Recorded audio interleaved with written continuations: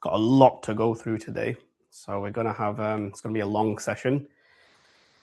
So just brace yourself, pack a snack, chill today. It's going to be, I'm going to go slowly, try to pace myself a little bit because, as I can get carried away a little bit and doing an information brain dump.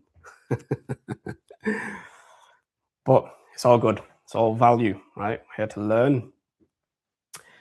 So drop me a 1 if you're ready to get consistent. That's what I love to see. That's what I love to see. It's time, isn't it? It's about time we got consistent, putting the years and the work into this. It's possible. It's possible. I'm excited for the journey ahead, right? Anyway, before we begin, I appreciate all the messages I've received over the last 3 days. And it's been amazing to see. In all honesty, I didn't think we'd have this turnout, which has been quite incredible. So really grateful. We're going to continue that momentum today. So again, just make sure that you've got your notepads ready. I'm going to throw quite a lot of gems again. But let's get into it, right? Tonight, it's all going to come together, hopefully. We go through our 4th question. But a quick one before we really get into the meat of it. It's going to run longer than the previous nights, right? There's more that I want to share with you, and it's going to be worth it. You're going to get a whole lot of insight and absolute gems and stuff today. So I'm going to go a little bit deeper. I've been trying my best to not get too detailed at the minute. I'm receiving a few, emails of people saying that they can't follow. But this isn't a beginner-friendly course, unfortunately. I'll put these years into it. I don't want to teach the beginner-friendly stuff. So I like to do a little bit more of the advanced topics. Kind of separates me from everybody else out there on YouTube as well, because, like I said, they don't want to put the time in to learn this stuff, right? But I'm passionate about it, right? That's why I take this serious, become my life's work, right? We're also doing something special at the end of this one. I'm going to do a live Q&A where I'm going to answer any of your questions. Obviously, there's a lot of you here. Again, I didn't expect this turnout. So I'm going to do my best to get through as many as I can. We might spend maybe an hour and a half after the session. I want to do my best to answer as many questions. I know you've got a lot of questions. So I'm going to try to do my best to run through those. So let's get into this one. The purpose of tonight is to help you formulate the 60-second trade decision. So essentially, I want to teach you about a filter that I personally use to determine whether I want to participate in a trade, or really whether if I want to sit it out. Is this the right setup, or is it something that I don't want to sit down and waste mental capital trading? It's a very important decision, like I've explained sooner. Mental capital is everything in this game. Without it, you can't trade. Now, I want to be clear here. I've developed this method to keep me out of the markets as much as possible. More trading doesn't necessarily mean more profitability. I only want to participate in the highest probability setups, something that you gravitate towards. Maybe when you get your ass kicked enough times in these markets, you come to that realization, right? Capital preservation is king, right? It's what's going to keep your account alive. And as long as your account's alive, you can go another day. That's the reason I developed the 4 filter question, 3 of which we've, of course, already covered. So just to quickly recap, from day 1, we learned that every chart is a sequence of buy and sell programs. The algorithm runs a buy program to deliver price to a target, and then a sell program to deliver price down to a target. Right? And that's how you read the charts. It's a series of buy and sell programs. Day 2 taught us that time is the first hard filter on top of programs. We covered kill zones, macros, day of week, and the 3 time frames that are salient to your style of trading. And that's going to be fairly different for a lot of people, but generally the same stuff. Day 3 was all about structure. The 3rd hard filter on top of programs and time. We established how an active dealing range forms, premium and discount, and the algorithmic structure behind price. Where do high probability setups actually form? And we covered that one yesterday, right? So question 1 was, what program? Are we in a buy program? Are we in a sell program? Question 2 was all about the when, time windows, macros, kill zones, day of week. Question 3 was all about the where. Where inside of the range do high probability setups occur? And we discussed, DRT levels. We discussed premium and discount and all that good stuff. Tonight is all about confluence. What do we need to see? What criteria do we need to see to get us into a trade once we have the previous 3 questions answered? Notice this right at the end, right? We have so much more work to do before we even get into an entry. Now, what does retail teach us? Everybody looks for the entry first. It's the last thing that comes, right? I want to know what a high probability setup looks like. And I'm going to give you my A+ entry checklist, the same one that I go through every time I look for a trade. Or if I want to put money behind a trade idea, it has to be a good trade, right? So there's criteria. It's measured against a checklist that I've developed over the years. I'm going to go through that in this session today.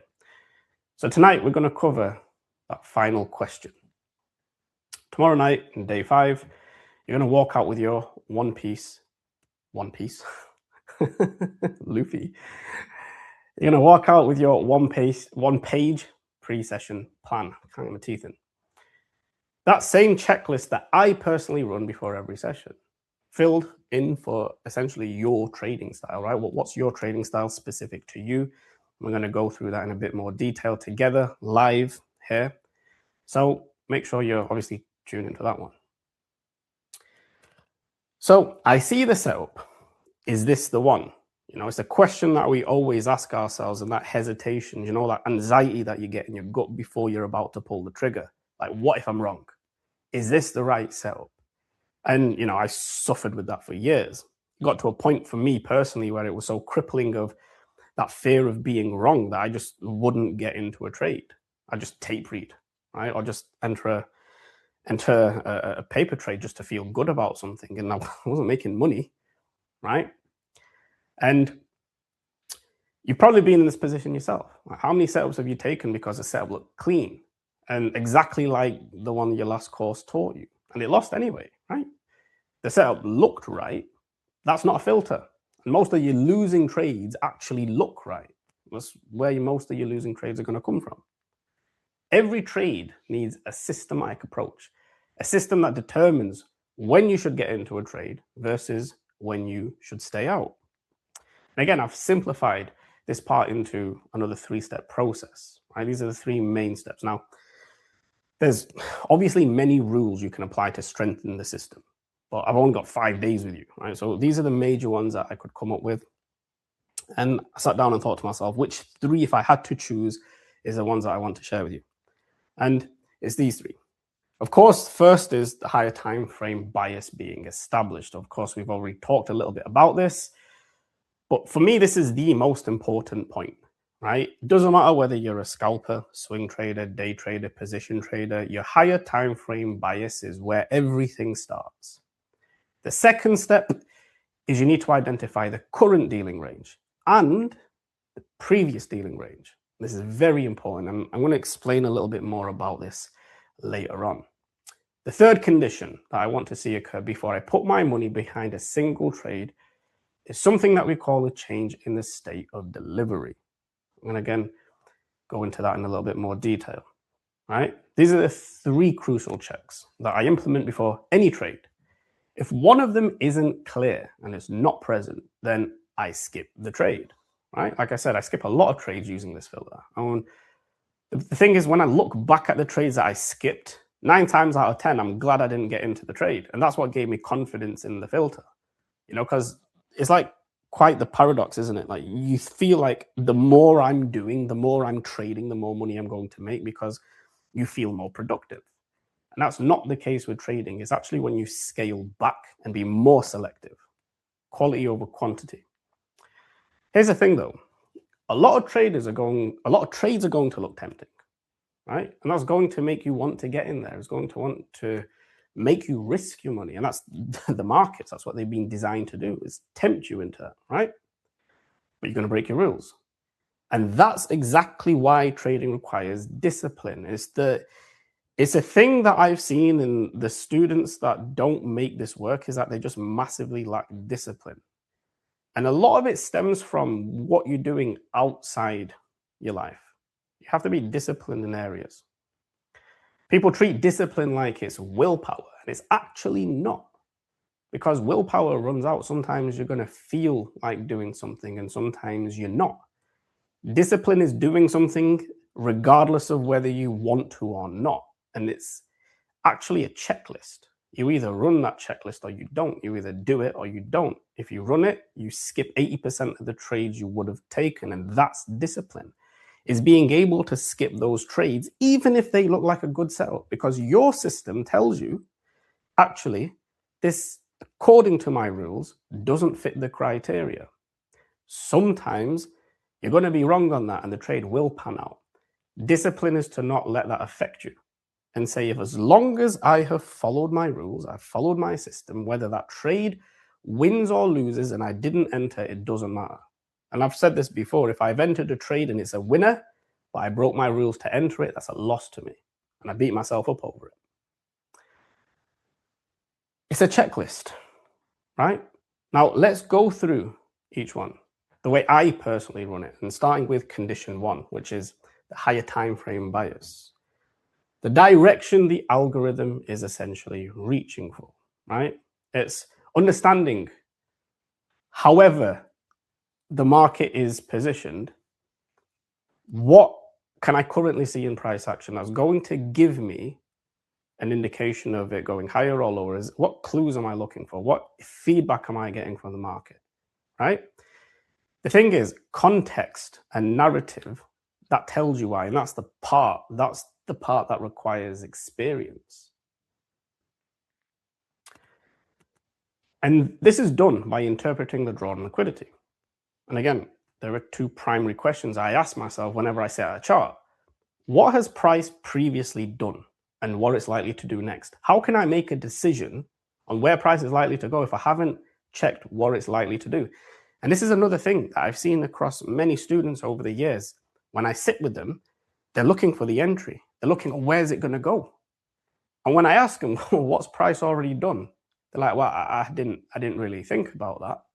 You need to see what price has done first. Why should it not revisit those lows? Right? When you can answer that, then you can say, well, if it shouldn't do this, then what should it do next? So we give ourselves rules, right? We put guardrails on. We give ourselves criteria and systems that we should follow. And again, just in case you missed it, as a recap, we want to use our weekly or daily timeframes for bias when we're swing trading. The daily or the 4-hour timeframes to establish bias if we're day trading. And the hourly or the 15-minute bias, essentially, if we're scalping. Again, I want to stress here, if we cannot find the bias on the higher time frame, we don't trade. And you have to abide by these rules, right? It's simple. No bias, no setup. The setup needs context to be real. And if you can't tell me with confidence whether price is reaching for buy side or is reaching for sell side on that higher time frame, you have absolutely no business going to your lower time frame. And this is the problem, right? Because if you're trading like the higher time frames, the daily, the 4-hour, and it's not clear, you're going to be tempted to go into the lower time frames. Now, I'm not saying that's something you shouldn't do or you can't do. I'm saying you want to be consistent. So if you know you're not good at day trading, if you know you're not good at scalping, you have no business being on those lower time frames, right? That will come with experience. Essentially, price is fractal. It will come with experience. But in the beginning, we're all about consistency, right? This is high probability trading. And the highest probability trades are going to be in line with your higher time frame bias. If you cannot find your bias there, you are going to be in low probability trading conditions. You do not drop to lower time frames to try to force a bias. It should be clearly seen on that higher time frame, and you wait until you can see it. At the end of the day, you want consistency. Once you have this bias, you commit to it. For that session, for that trading day, you don't flip-flop. The setup that develops on the entry time frame either aligns with that bias, that higher time frame one. It either aligns or it doesn't, and if it doesn't, you skip it, right? Sometimes you will get it wrong, and you have to forgive yourself. It's something that I really, really struggled with. You have to forgive yourself. You have to move on. This is why we have a stop. You're paying it to protect your account. Eat the loss, move on. It's the cost of doing business, right? There's another setup tomorrow. The account's alive. It's another trading day.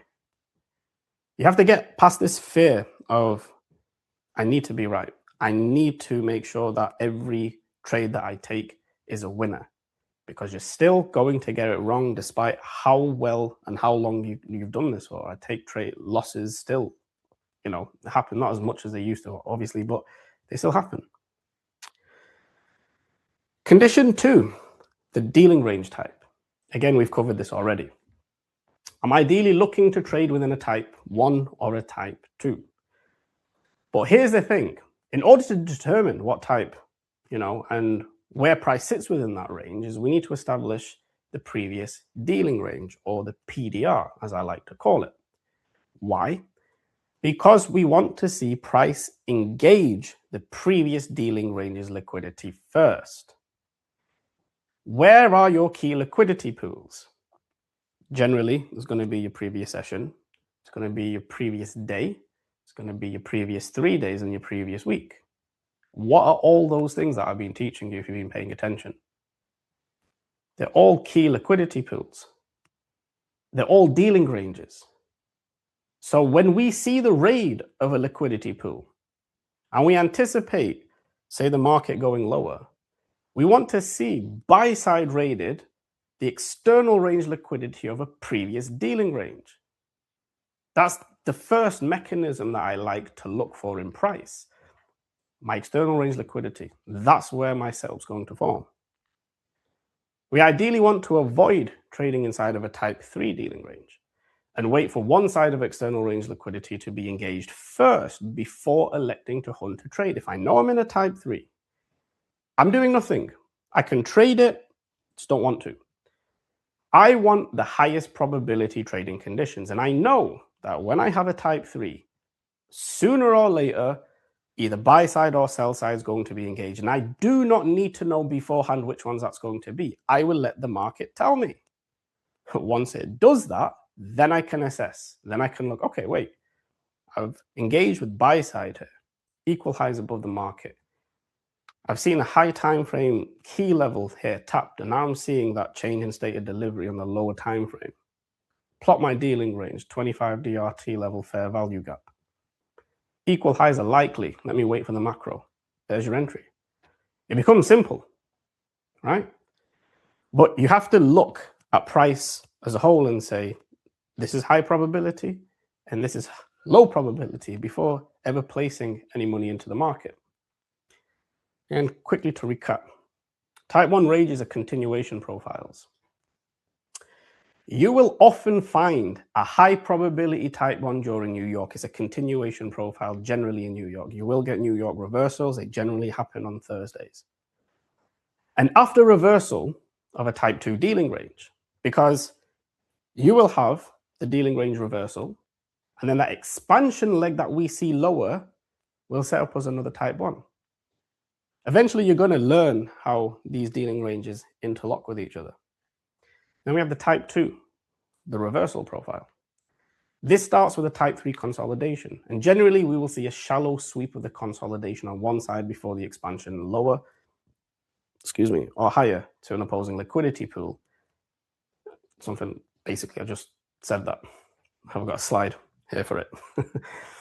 And then we see the reversal occur. So linking type 3s and type 1s and type 2s, once you start understanding the mechanics behind price, is very limited in terms of what it can do. Type 3 is, again, our consolidation profile. This is where we have chop, right? Relative equal highs above, below the market. Generally, it's going to trade from extreme premium to an extreme discount. It's best to sit this one out. Again, a type 3 is often the start of a new, higher time frame, buy or sell sequence. It's the beginning of a type 2 dealing range. Recognizing how, like I said, they blend into each other gives you a lot of context, because if I'm on a lower time frame, type 3 dealing range, I go up to my higher time frame and say, perhaps this is the start of a higher time frame type 2 dealing range. And then I look for my levels and then I assess accordingly. Often that will give me multiple entries on the way up because it's above the dealing range, it's above the time frame that I'm currently trading. And it's a really good tip. Type 1s and type 2s are generally tradable. Type 3s, if they're unclear, well, that's actually if type 1s and type 2s are unclear. Generally, if anything is unclear, that's the rule of thumb. If price action isn't clean and the range isn't obvious, sit on your hands and protect your capital. No position is a position, right? That order block is clean. That's the trade. Clean order block with a fair value gap, bro. You know, take the trade, bro. That's what educators who have jumped onto the ICT bandwagon over the last few years, right? They're preaching on YouTube, you know, 80% win rate, bro, 90% win rate. Just, you know, try buying a down close candle in the premium with a gap at the 25 and find out how high probability that fair value gap is.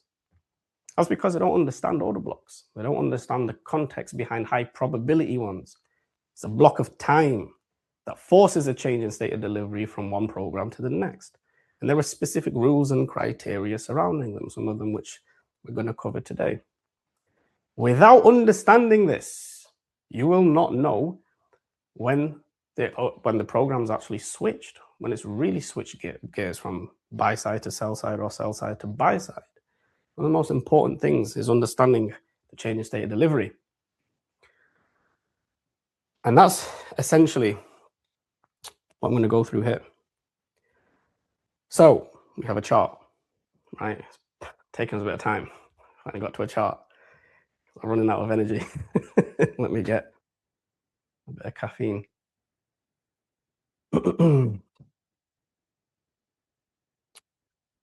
Here we have 5-minute chart on NASDAQ. Now, what's the criteria for a high probability change in state of delivery? And it's not essentially one thing. I'm going to go through what we've been taught, what most people think is a change in state of delivery. I'm going to give you the criteria and the mechanics behind a change in state of delivery. So here we have this price chart. The first thing is, number one, the RAID of a PDR, the previous dealing range. Notice here, we have this low, we have this high. Price runs higher. Type 1 dealing range. We see the market run above it. Engage that buy side liquidity.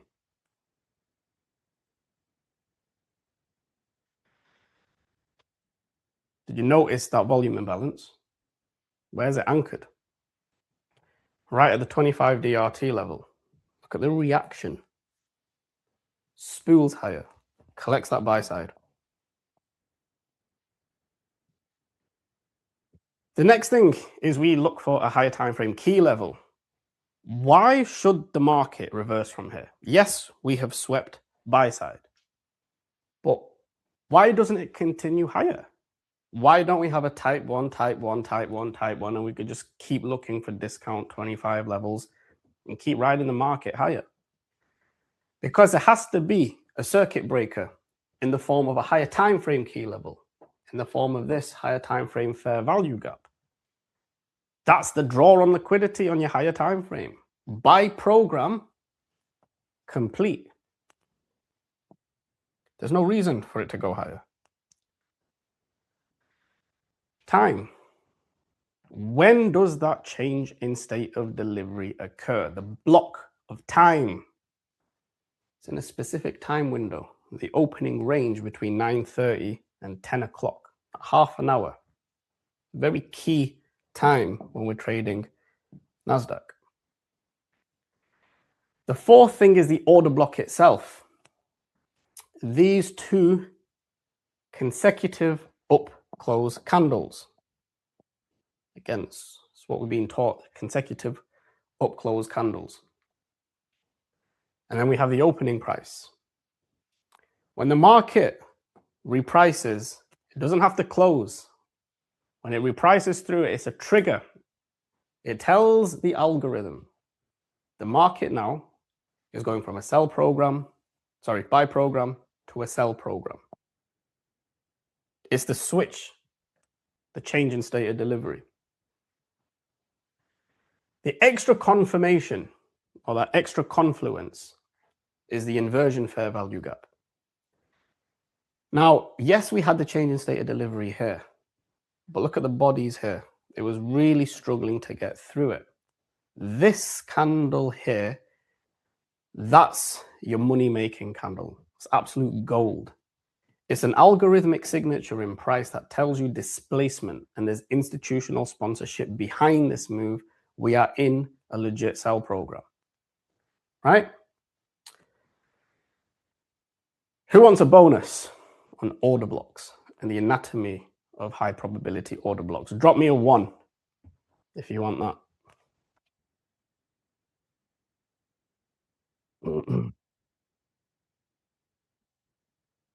Beautiful. Beautiful. So I like to see. Okay. So we've been taught the consecutive up or down close candles. And most of you who understand algorithmic price delivery and ICT concepts, this is pretty much standard, right? We can see why this is high probability because, again, what I've been preaching these last few days is time is the most important factor.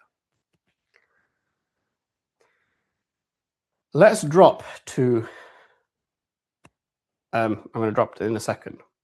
I want to focus on this candle, this last up close candle. You see, there's always this thing. It's always the last up close candle. The last up close candle. Is it the last up close candle? Is it the last consecutive up close candles? Technically, it's both, and this is what I mean. This candle right here. The reason on this time frame why it's important to me is because it closes inside of all that liquidity. Very, very important. And because of this, what I now want to do is I can see, okay, let me drop into a lower time frame because now I can get into the real anatomy of that single up close candle. It's a very important key candle. First, I can take the dealing range, this newly formed dealing range. Why is it a newly formed dealing range? Because we're witnessing a change in state of delivery. We've reached a higher time frame key level. We're inside of a key time window. And we closed above the previous range. We can now extend the dealing range. It makes sense to now, right? When we drop into the 1 minute time frame, the box is still anchored to that same candle. We have 3 consecutive up close candles now. We can see the price drops through them. Early change in state of delivery based on this time frame. But we can get a little bit deeper here. The midpoint of that order block on a lower time frame leaves an inversion fair value gap. Where's that inversion fair value gap noted? I mean, what random level is that anchored to? Our 75 DRT level. And then what happens? We see this candle. The same candle that we have over here, because price is fractal, is the exact same thing that we're seeing on a lower time frame. That's displacement. What's it displacing through? The 75 DRT level, orange line. That's the little tiny mechanism in price that I like to look for to confirm that we are in a reversal profile and the market is going to spool sell side. Inside of that, what do we have?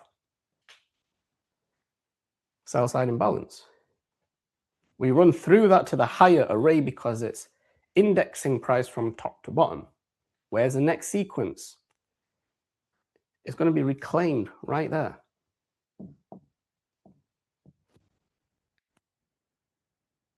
Same thing. Another displacement through the 50 DRT level. What does that signify? Price is going to move lower. What do we have at that 50 DRT level? Believe it or not, another sell side imbalance. The body's contained inside of it.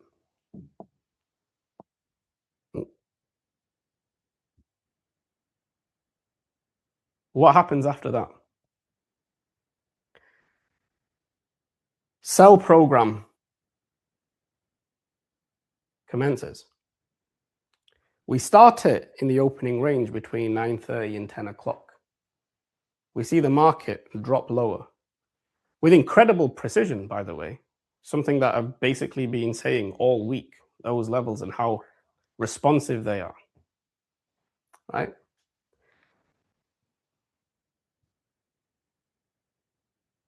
Where does price come to? 1 o'clock, lunch macro. From one macro to the next.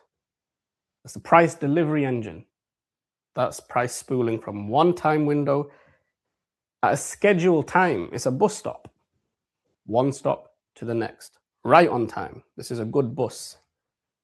Not like the ones I used to get on back in school. It was always late. Keep that out of the way. Now we have, oh wait, I don't want to do that. Now we have a high probability dealing range there, that high nested right inside of that opening range. What happens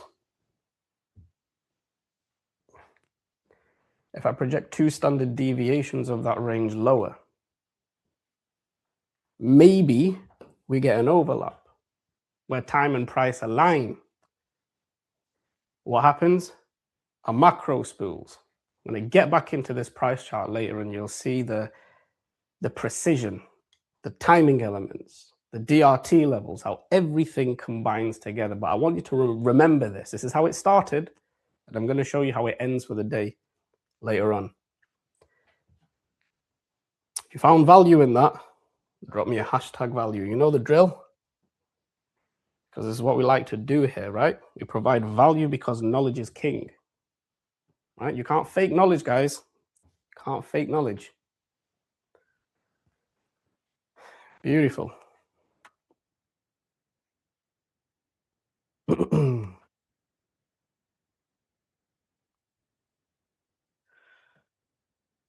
move on.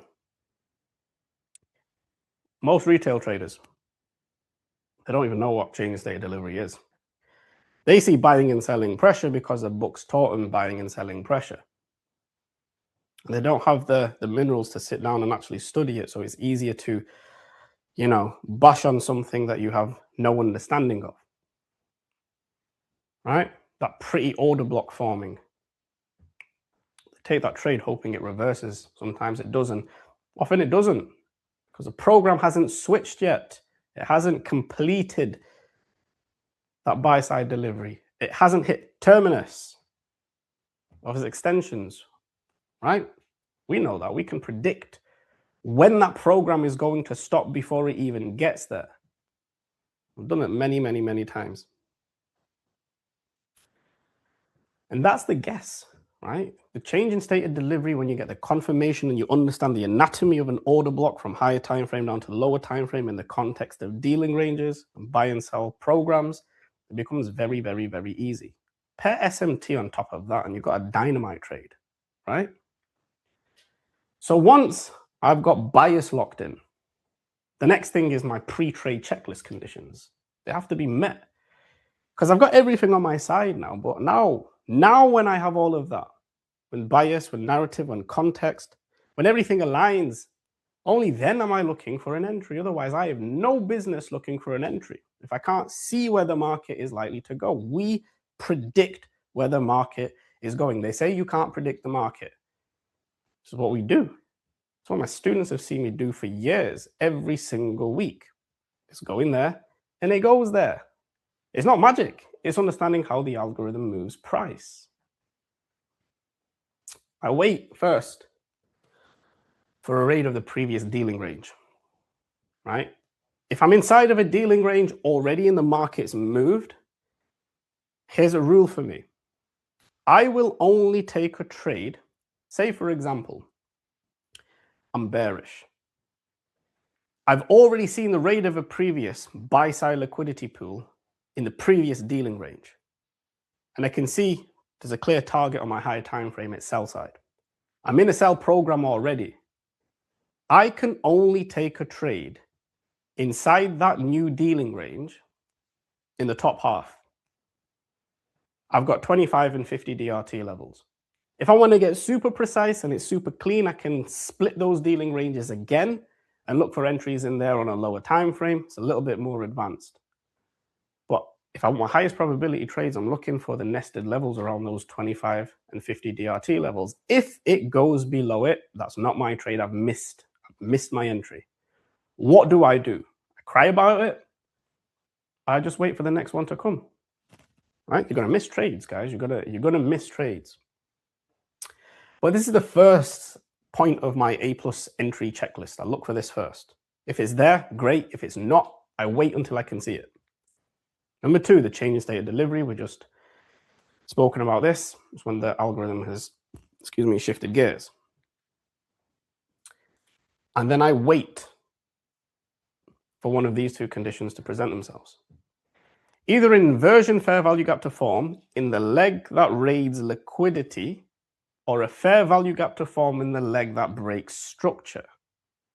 And that leg that breaks structure, if it crosses with displacement through that 75 DRT level, they would be my high probability entry points. I would favor the inversion fair value gap if it's there over the sell side imbalance.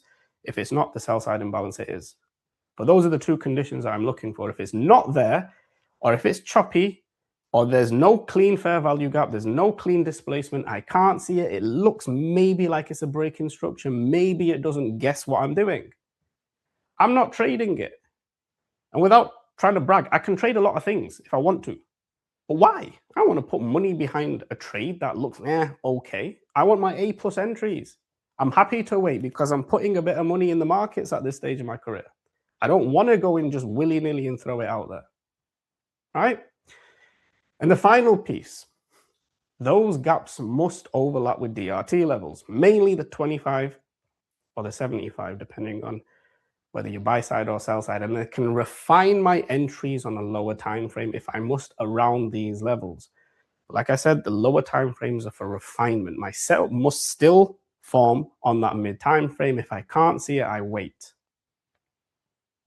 When I see this stacked, my A+ setup will get my maximum risk. Generally, my maximum risk will be around 2.5%. Depends on how frisky I'm feeling that day. Might push it up to 3. But it's got to be a really, really, really clean setup.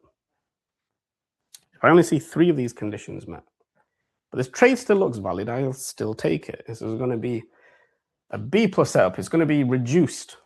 Okay, I'll probably go down to maybe 1, maybe 1.5. It won't be my normal maximum risk. If it's 2 or less, and by the way, I trade a personal account. I'm not doing prop firms. They weren't even around when I was trading. And they may help people out there. In my opinion on prop firms, it's not realistic trading. I've seen it through my students. Just unrealistic expectations, and that's the way they've been designed. So I tend to stay away from them. But when my personal trading, and I don't know what it's going to be like on prop firms, I'm not a prop firm trader. I don't know if 2% is going to be too much or too little, if I'm being honest with you, with the rules that they have in place. But anyway, if it's 2 or less, one piece again. If it's 2 or less, then I skip the trade. Right? I'm not sure why I had one piece. It must have been in my head. The stack is the difference between an A+ setup and something that I'm going to skip. Most retail traders take a setup with 1 piece of evidence. I think that's where the 1 piece came from. The 60-second filter teaches you to wait for that stack.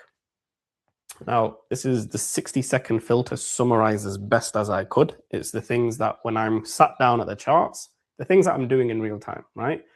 I'm running essentially that full filter question that we've been speaking about throughout this whole event. And generally it'll take me around 60 seconds to confirm and determine whether a trade is viable and worth taking and putting money behind it. Of course, in the beginning, it might take you a little bit longer, but the goal is around 60 seconds. There's 6 checks. First one being the higher time frame bias. Second one, dealing range type. Third one, CISD. We've already spoken about this, right? Then the confluence stack.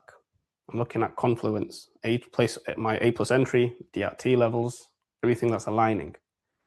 The next one is my macro window. Is that all aligning inside of a macro window? Is it a valid change in state of delivery based on time? And then the last one is going to be my decision. Look where my decision is. There's so many things come before a decision. I see people get it back to front, right? They're going, I'm buying. Why are you buying? I don't know. Let's work it out, right? They're doing it the wrong way. I'm not saying it's easy, but there is a systematic approach to making this easier. 60 seconds in total. Most retail traders spend about 20 minutes on a chart. 20 minutes, and you're still wrong. It should jump out at you, and it's something that I've said to a lot of my students in the past. I'm like, if that trade, if that setup, if it doesn't jump out at you, you have no business getting in there, right? It should be fairly quickly in 60 seconds. If I've got to spend more than 60 seconds thinking about, does it look all right? Does it look good? Can I see the bias? Can I see my confluence? Is it the right time frame? What's price been doing prior to it? Maybe. I'm not interested. I'll move on. I'll wait for the next macro. Like I said, they come like buses.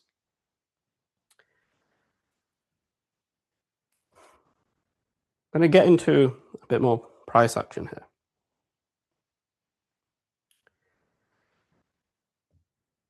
This is that lunch macro. I mean, we've spoken about this yesterday, didn't we?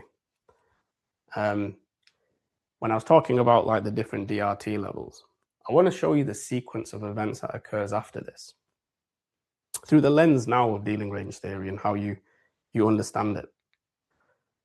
We had our DRT levels plotted, right? And we've seen price drop into our inversion fair value gap over here, nested at that 25 DRT level. We have a really nice clean entry. See the market run higher. Outside of the trading times, in all honesty, I feel like I just spoke to my private student, my VIP students. We discussed a different macro.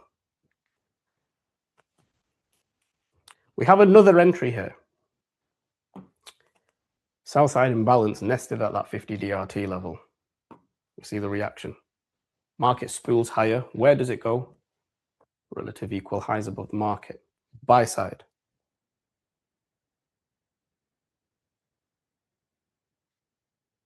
Inside of that, we have a nested buy side imbalance, promoting that balanced price range. Look at the bodies, right?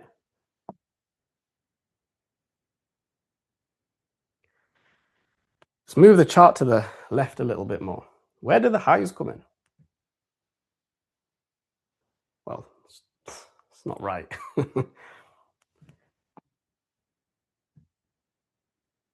We're looking at 150. No, we're not. We're looking at 1250 to 110. The next macro along, 1150, 1250. Highs come in. What happens? Market retraces. Where does it go to? Randomly, the 50 DRT that stacks with the inversion fair value gap and that buy side imbalance. Where does the entry come in? Right in the macro. Yes, we have another one if you missed it there. I'm going to favor this one over this one. Gives us a new dealing range, right? Candles here. We've closed above the previous dealing range. We've had a type 1. It's likely another type 1 because we're in a buy program. The market, we're anticipating it for it to spool higher.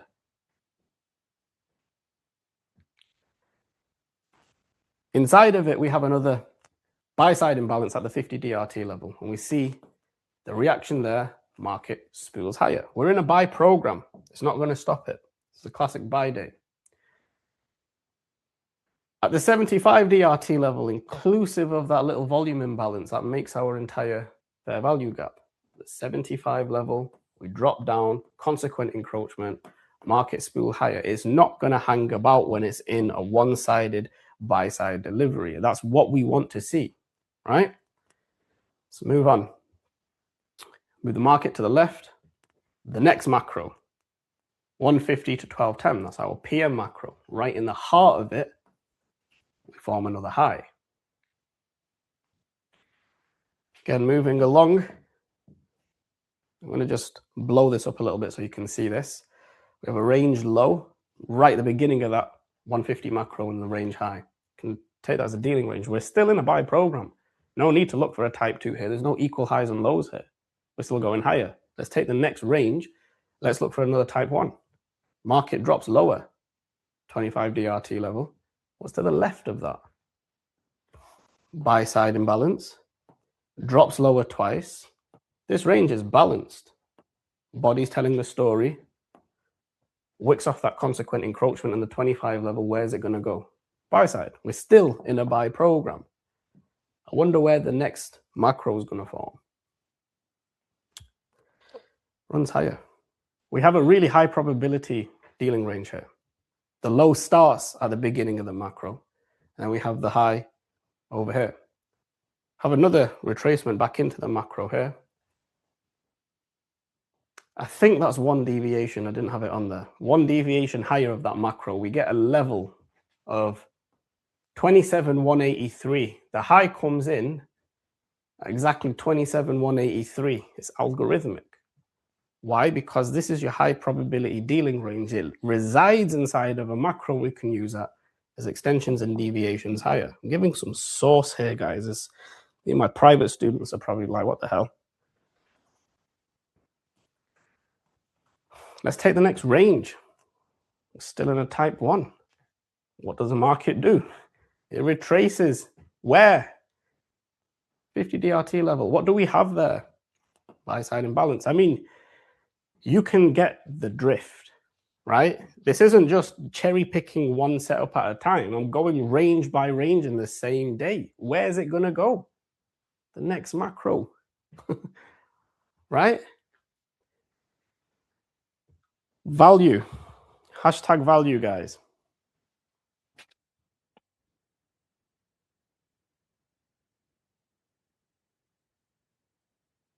I'll stay awake.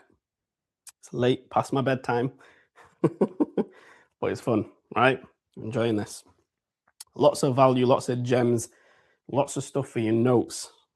I said I was going to do my best to provide you with as much value as I could. I can promise you've got more value in this event than you would have in 10 courses that you pay thousands for. $97 for most of you. Not bad, right? I love to see it. Lots of values. The pre-session routine. So this is basically what most of retail does, right? Sit down, open up the platform, scroll the chart, start hunting. There's no preparation. There's no bias. There's no high probability ranges. They don't have alerts, right? They're just hunting. That's why most setups feel ambiguous when they show up, because they weren't ready for them. I'm trying to change that mindset that you should anticipate that setup. It shouldn't be a surprise to you. Before the market opens, before you touch a single chart, you run a 10-minute pre-market ritual, right? It's not optional. It's something that I do every day when I'm trading. This is what separates traders who take A+ setups from traders who take just random setups willy-nilly here and there. And it's really only 10 minutes that I'll do. So I don't need to, like, over the years, I used to spend like 7-8 hours a day on a chart. Back when I quit my job and I thought that, right, I've made it. I'm a day trader now. So it means I should trade all day, every day. I quickly found out the hard way. It's not how it works, right? And again, in my naivety, with not fully understanding what I was getting myself into back then, I just had this goal and this dream of, I want to be a trader. Little did I know, eventually, I'd spend most of my time off the charts. That's what traders should be doing. You should be spending the majority of your time off the charts. I come in 10 minutes. If I can't see what I want to see in 10 minutes, that's my pre-session stuff. I'm not even going to bother coming back to the charts. If I see something I like, I'll, set an alert. If I don't see something I like, I'm going to skip the day. When I come in to check my trade is valid, it's 60 seconds. If the setup's there, it's there. If it's not, it's not. If my alert triggers, I'm going to go in 60 seconds. I should see that trade. I should see that setup. If it's not there, I skip it. I move along. It should take us 1 to 3 minutes. I want to look for my bias time frame, my draw and liquidity. That should take 3 to 5 minutes, right?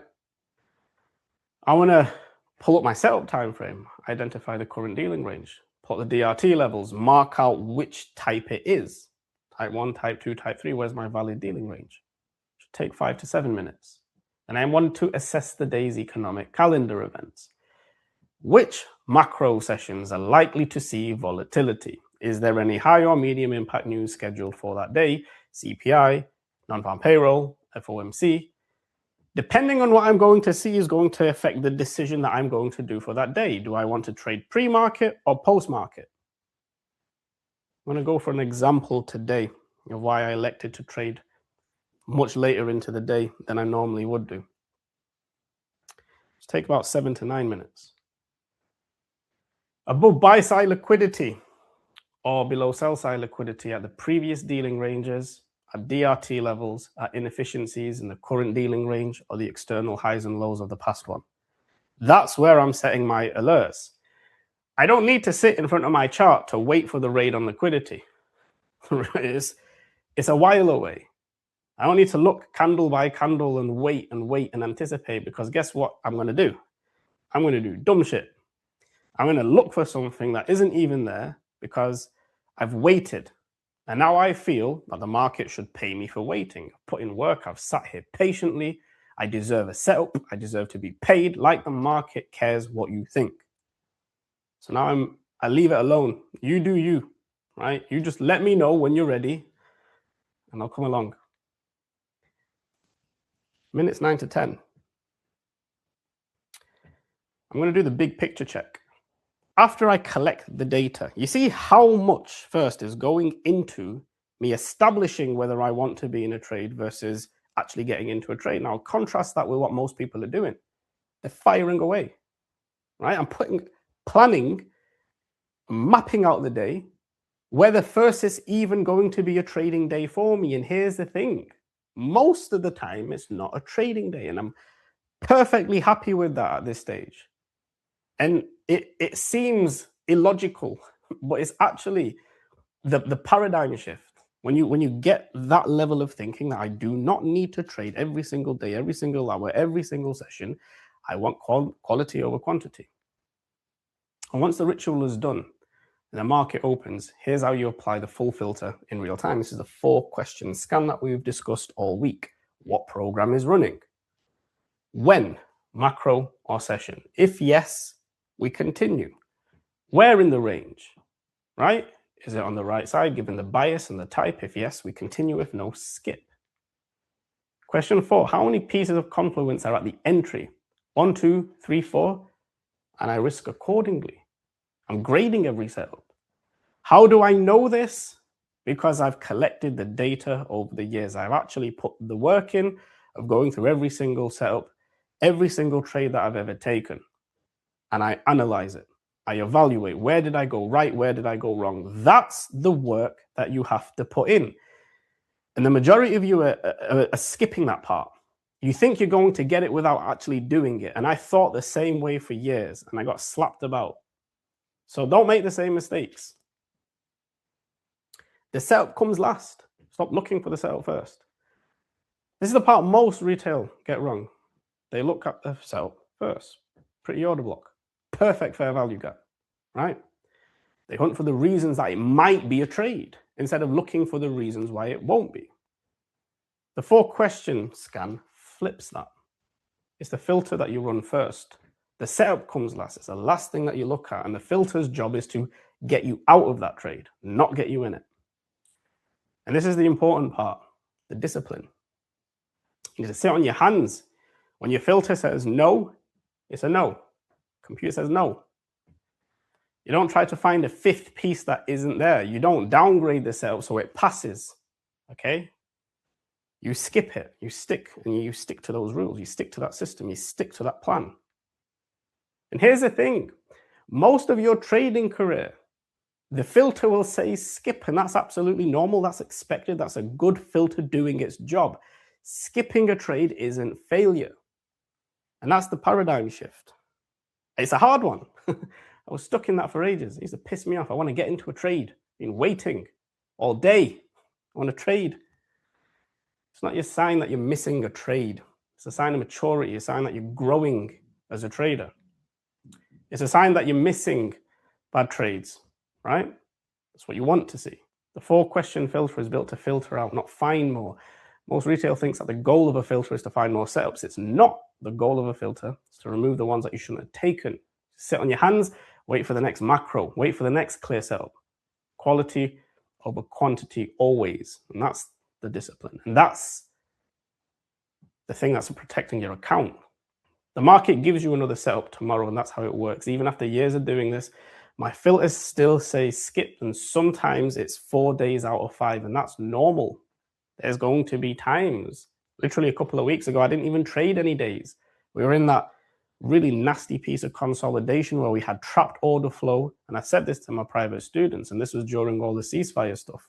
It was up and down, sideways. We're in between an area of trapped order flow. The market's not going to do anything here. I'm going to sit here and lose my marbles trying to find a trade. I'm going to close my chart and I'm going to go and do something else. Right, I'm going to attempt this because technical issues. I'm going to jump on my screen. I'm going to share it. We're going to go through a live trade that I'm currently live in at the moment. I don't know if it's hit profit. I don't know if it's hit take profit. I don't know if it hit my stop. I've been in a trade in euro this morning. I've recorded it. So I'm going to walk through it. I'm going to walk through what got me into the trade, where I got in, why I got in, where it's going. I'm going to apply the same filters that I've been speaking about. I'm going to show you this in real time. I was trading euro, and generally when I'm trading, I like to trade usually London, if not London, New York, depends on what time I'm up. Generally, New York is my preferred session. I can line a little bit, and I have London's price action behind me. I like to use the ranges, the liquidity pools, the inefficiencies in London. Gives me an idea of what New York is likely to do now. I'm going to go from higher time frame to lower time frame, but I'm first going to go through. I haven't looked at my trade. Like I said, this is the first time looking at it. I've been on obviously this event with you guys for the last hour and then an hour of my VIP session. So, oh, okay. I thought I would have hit one or the other. I'm going to enlarge this and I'm going to walk you through everything that I'm been looking at, right? So the first things first, I don't even know why I didn't go over that part chart. We don't have any USD news in that morning session, right? So between early London, New York and whatnot, we didn't have anything in terms of high, medium impact news.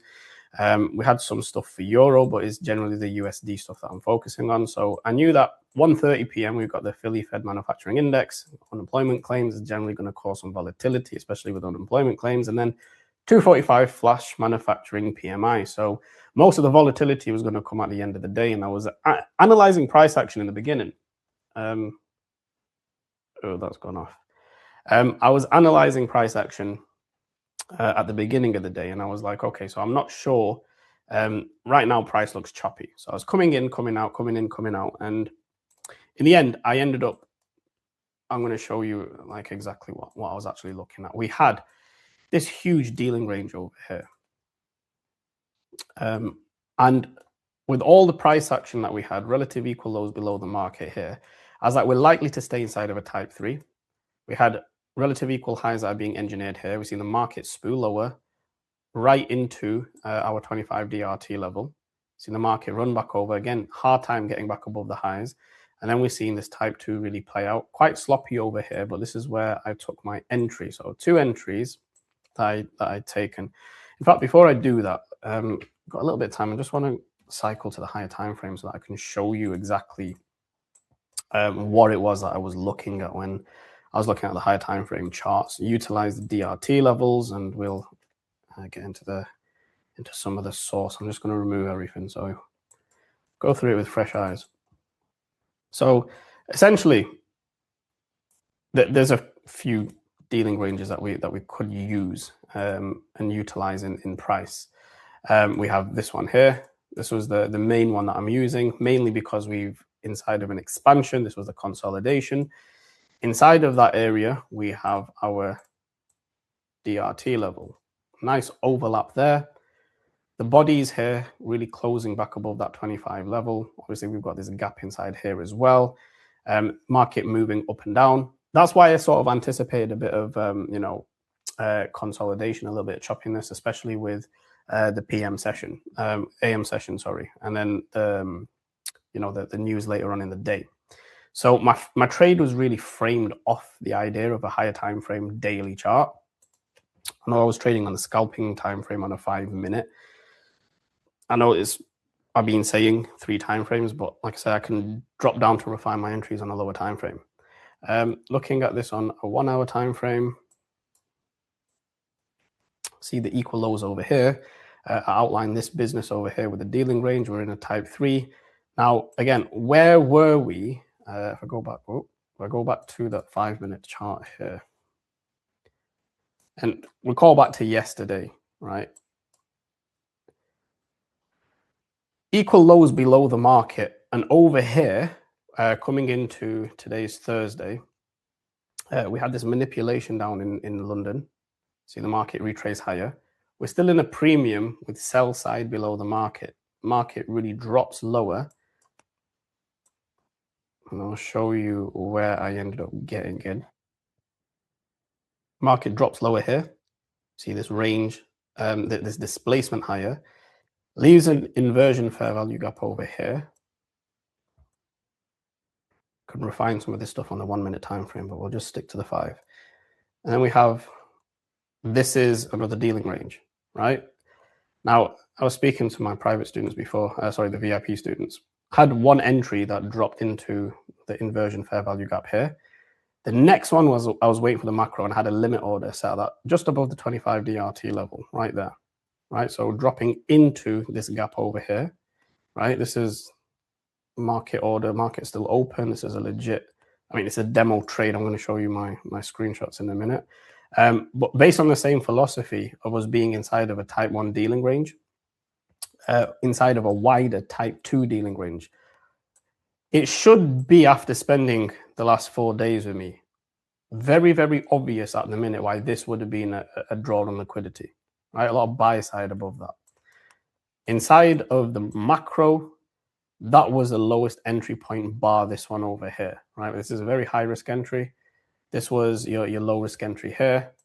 Market gyrated a little bit, got to the next macro, 1210, kissed it one more time, had a little order block over here, fair value gap, market really runs higher, really displaces through all of these highs over here. Had this inversion fair value gap here. Now, obviously, we have 2 gaps here. We have this one, and this is essentially, looking at it now, it's a suspension block because we have a small volume imbalance on either side.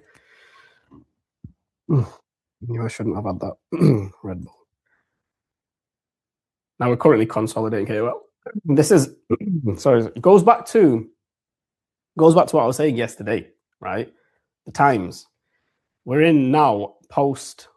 If you look at 1:30, we had all of this. This was all priced in before the news at 1:30, and then at 2:45, the market reprices back into this gap here, right? Where is this gap? I'm going to just borrow this range. There's a range high. Where's that? Nested at that 50 DRT level, right? Market stays firm over here. Now, I took off 80% of my profits here. So as price was running into this gap here, mainly because of the lack of volume and mainly because of current market sentiment, current market read, is very choppy. So even though I'm pretty certain the market's going to pan out over here, I've left a runner on, so I think that will still likely, but because of the time of day, I didn't want to give away too many profits back if it's going to retrace lower, because we still have, I'm looking at this range here, from this low to this high. We're probably going to stay inside of a type 3 until probably Asia, we might see a little bit of a pop, but we could easily drop back into around the 25 level here. So this for me was a good area to take profits. I'm going to quickly show you the screenshots of my trading view. Yes, I'm going to cover my lot size. My wife doesn't see it. You don't need to either. But same, the entry, my first initial stop loss was here. Got in 2 entries over here. Then market runs higher. We see, so I took off, you can see that the entry that I had above this, as it dipped into it, I took a screenshot, roll my stop to above break even. You see that there. And then this was the last screenshot that I managed to capture. I moved my stop a little bit higher, and we were close to an entry, sorry, to our exit there. I actually took, this is me live. I'm just going to commentate over it. Can you see this? Yep. So this was me just putting the entries in. Like I was doing this on my MT4 account, and then I was obviously, what? Unexpected error occurred.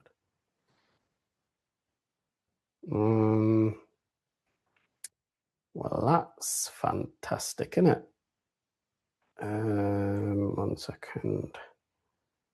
No. Trade here. Here we go. So I'm just going to quickly breeze through this. It's 12 minutes long, so I don't want to take up too much time. Yeah, so this was me putting in the initial dealing range. So on high and low. Then I'm splitting my quadrants in the dealing range again just to get my consequent encroachment level. I was noticing that we had, 50 DRT level. I was noticing that we had an inversion fair value gap over here. I had a really small one just below that 50 level here. I could see price wasn't getting any lower. And I'm pointing over here to say, look, there's a lot of buy side and the market really pops higher.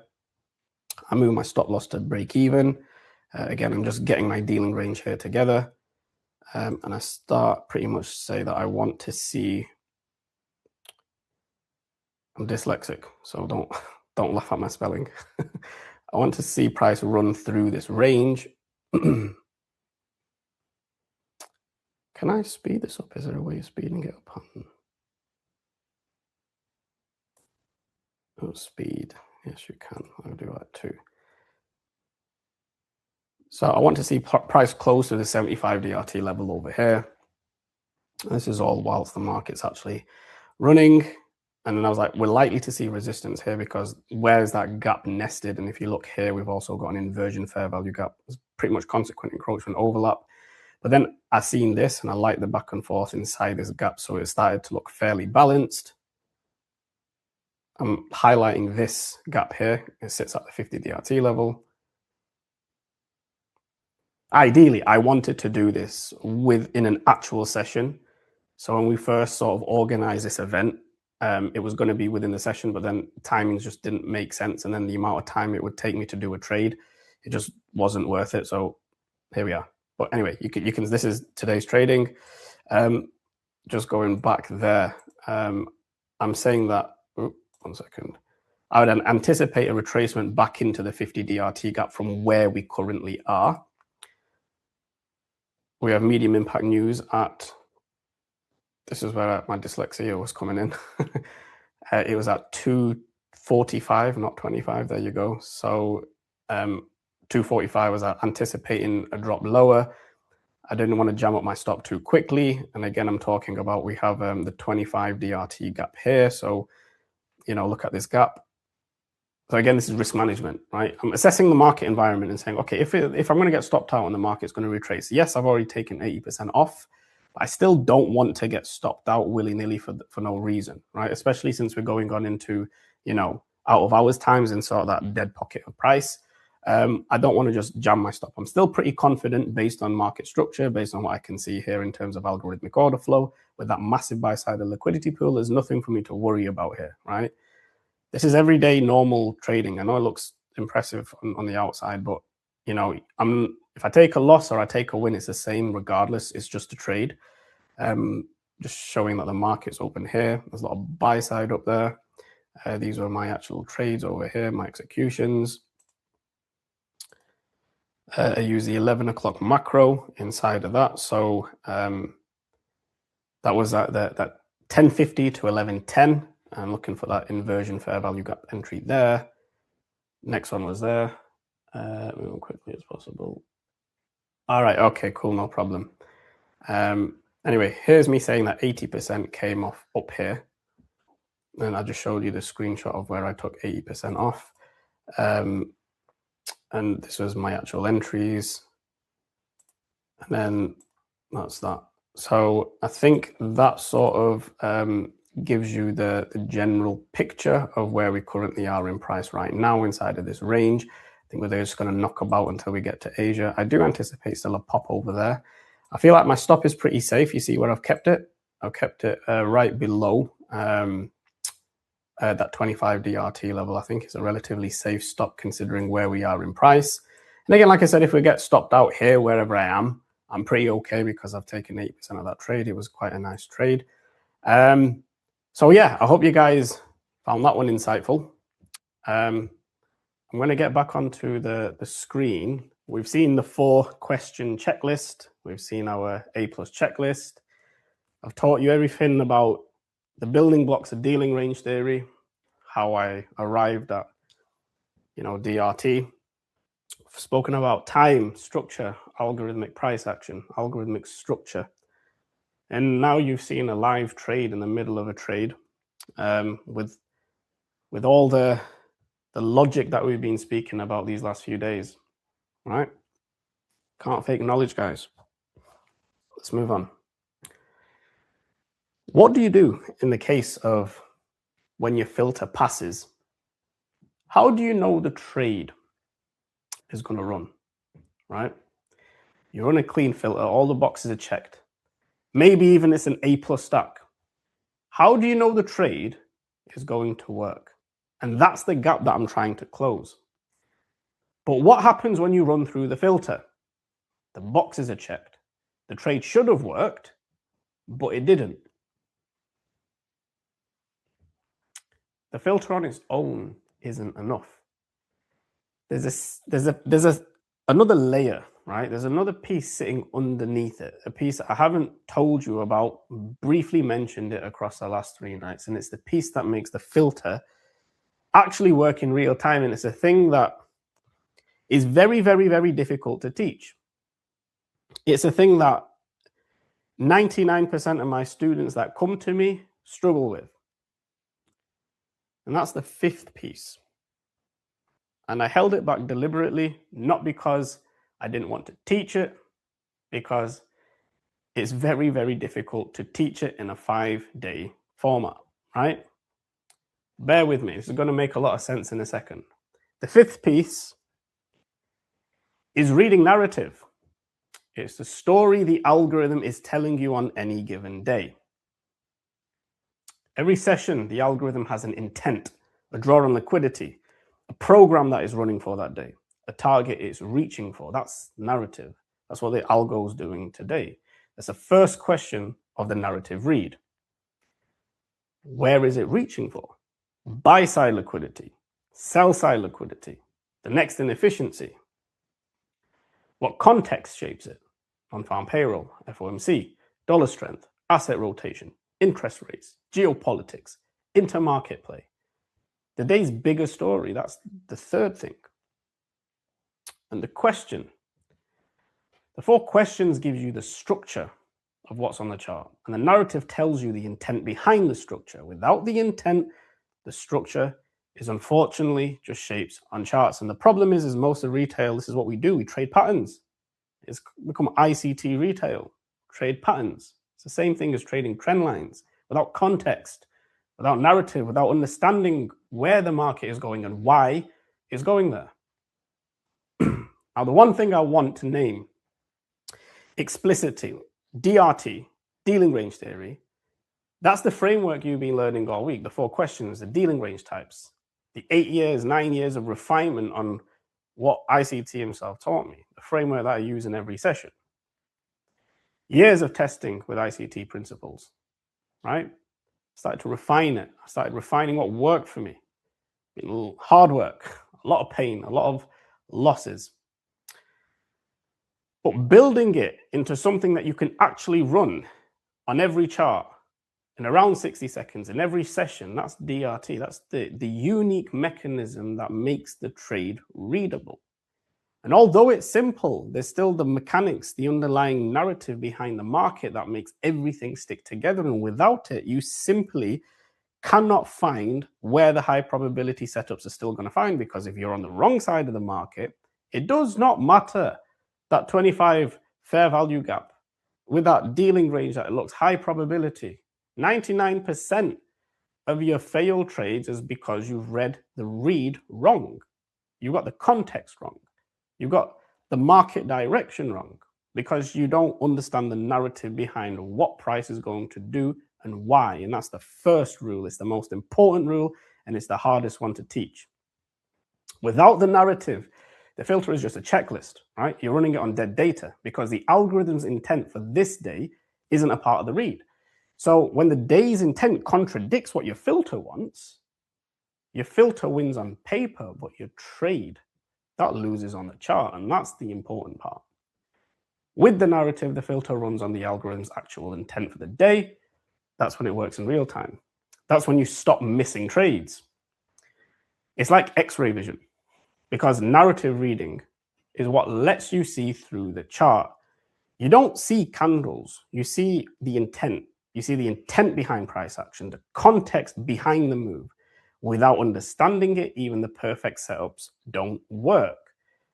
Without understanding it, you don't understand which dealing ranges are going to be the high probability ones, right? And that's the problem. Most retail traders see candles. They look at order blocks, fair value gaps, market structure. It's important, don't get me wrong, but it's still surface level. Consistent traders read intent. They see the why behind the moves, and that's the narrative. Now, it's the same filter, but a different read, different outcome. That's what makes the narrative complete. It's what makes the filter actually fire correctly, is by combining everything that we've taught and everything that we've learned with context. And here's why this matters more than anyone else. I forgot what I was about to say. ADHD flared up. The filter is the 4-question checklist, right? And all of that stuff, don't get me wrong, it's important. It makes you disciplined, right? That's the real thing. It's a real big upgrade from where most retail traders are. They don't even have a filter. They don't even have any discipline. They don't have rules, something to keep them grounded, something to keep them from blowing accounts, to keep them from entering poor trades. But the narrative of what makes you consistent. It's the final piece, the one that you take from disciplined but stuck to consistent and profitable, right? If you've made it to disciplined, you know, it doesn't automatically become consistent. I'm disciplined. Yes, I'm following my rules, but I'm not consistent. You see where the dilemma comes in. I'm trying my best to follow my rules, but I still can't make money. And it's probably a problem that many of you are stuck in, because I was in that boat for about 2 to 3 years myself. I knew what I'm doing. I'm following my rules. You know, they say follow your rules. So I follow my rules. But if I'm following my rules in the wrong market environment, in the wrong context, and I've got the read wrong, it does not matter. I'm going to follow my rules. It's still going to be a loss, right? It's the narrative that makes you consistent.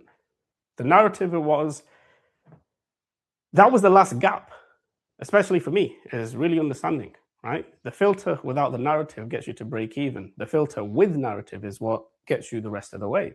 And that's the fifth piece, the daily narrative read. It's what makes the 4 questions actually fire correctly in real time. So having all 5 pieces, programs, time, structure, confluence, and the daily narrative, that's the complete read. Now the fifth one, the narrative read. Unfortunately, this one, it needs more than what we can do in 5 days. And I wish there was another way, but there isn't, right? And I'm going to just be straight with you about why before we go anywhere else.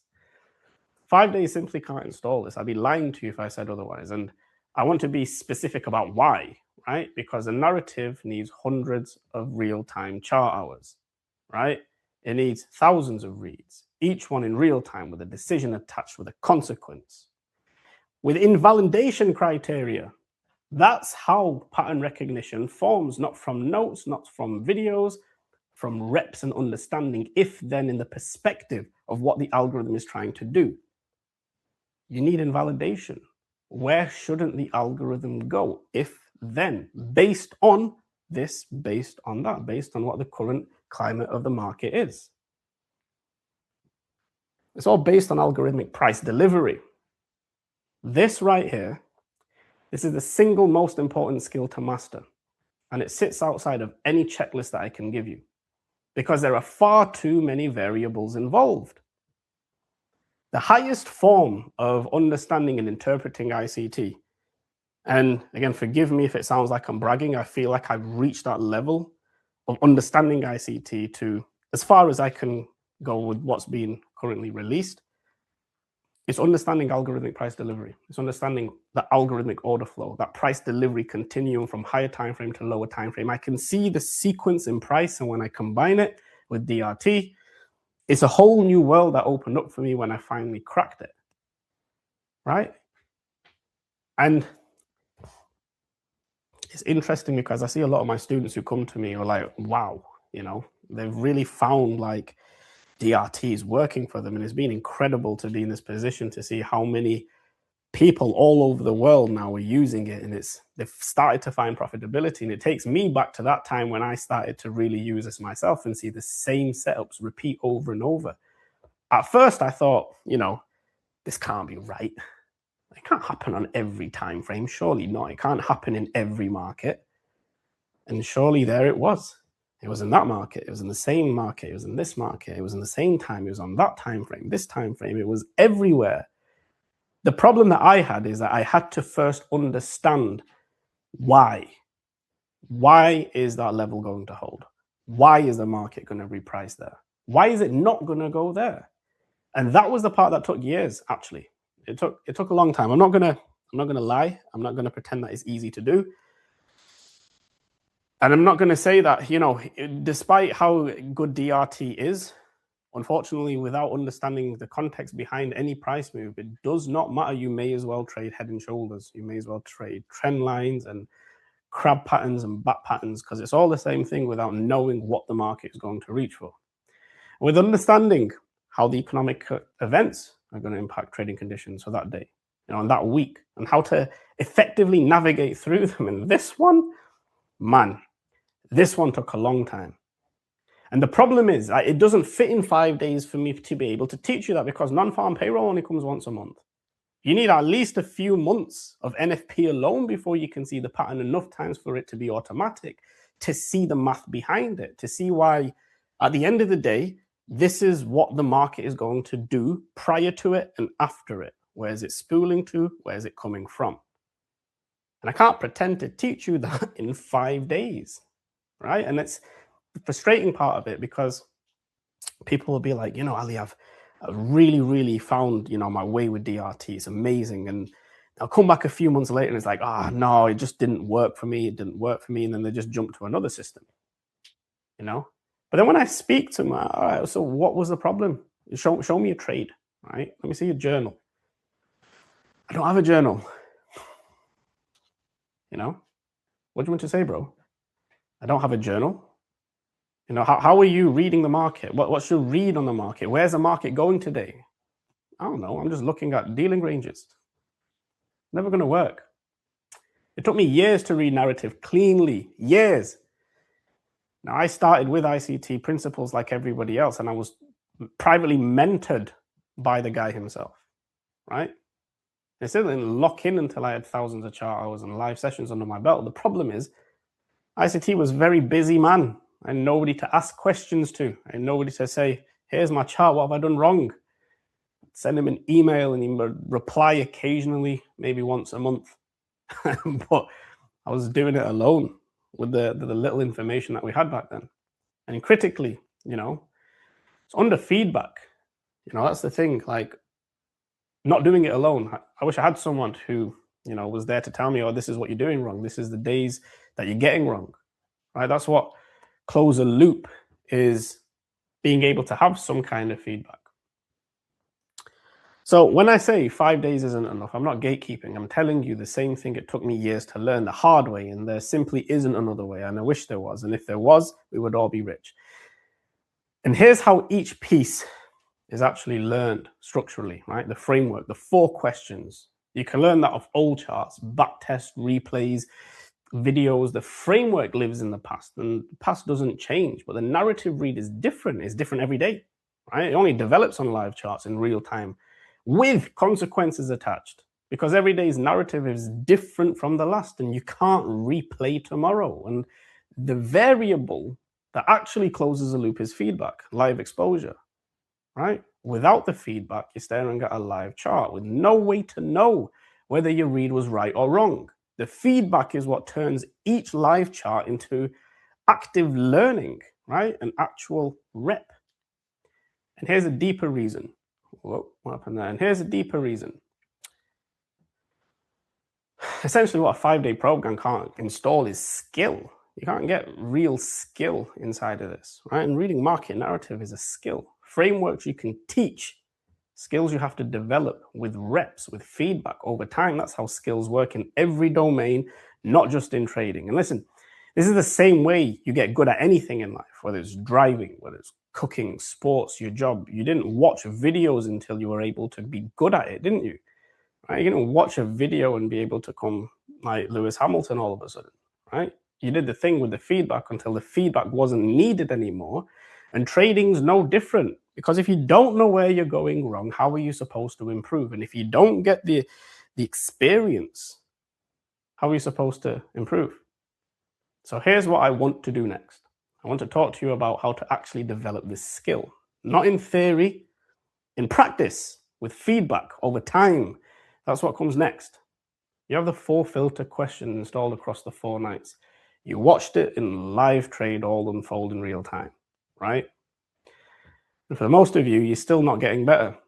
Not at the pace you want, not consistently. The framework's clearer now, but the gap is still there, right? And you know there's a deeper read sitting underneath, the piece I named tonight that ties it all together. And you may not be able to run it cleanly yet, but you know that it's there, right? You've been here, the filter works on paper, the framework is sound, but you're still losing, or you break even, or you're just barely above. I know, I've been there. And the question keeps coming back. If the filter works, if the system works, if the rules are in place, why am I still losing? It's frustrating. Some of you have been stuck like that in the same loop for years. And there are really only 2 paths most traders are going to take from here. Let me walk you through both of them. And by the way, I've been down this road myself, so I'm speaking completely from experience here. Path A is solo. Most of you are on this right now. It's free. Well, it's not free. You're going to find that out the hard way. It's self-paced. It's on your own time. And that's what Path A actually offers. No commitment, no schedule, no one looking out over your shoulder. And for some traders, that's the whole appeal. So you watch more videos, more YouTube content, more free content, more Twitter spaces, because it's free and I'm going to consume whatever I can, because I think that the more I consume, the better I'm going to get, because it makes me feel good, because it makes me feel productive. And that's what you're doing. You backtest alone. You run the screen back. You try to find the patterns. You spend hours and hours and hours and hours. And you think backtesting is going to be the answer, right? You test more strategies, different time frames, different instruments, different entry models. And You just hope one of them is going to click, right? And then a couple of years go by, maybe more. You've put in the time, the screen time, the reading, the journaling, and you're still not where you want to be. It's taking me back because I have absolutely lived this exact same thing. I'd be on the charts when I'd wake up in the morning, when I was on the toilet getting ready for work. I'd have ICT's lectures on in the car on my dashboard on my way on my commute to work every day. I'd study in my break time. I'd come home, I'd study. I neglected my family. I neglected my friends. I neglected my health to pursue it. And you know, after years of doing that and not getting anywhere, it's painful. All you do is you lose money. You've seen where I used to live. That was the life I had on a pharmacist salary because I had spent too much time blowing accounts. I had no money left. So for me, it was make or break. I had to do it, right? It's when I reached out to ICT for help. Here's a structural reason why. Without feedback from someone, you can still see, like who can see what you can't, right? Your blind spots are going to be invisible. You repeat the same mistakes. You don't even know why the mistakes. And you're doing it alone. And here's the part that's the hardest. You can watch 1,000 videos and the narrative read still won't fire in real time because narrative isn't a video skill. It's a feedback skill. Watching doesn't develop it.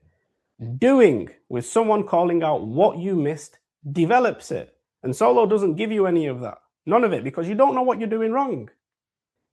And here's what that looks like in practice. It's the same trade, same mistake.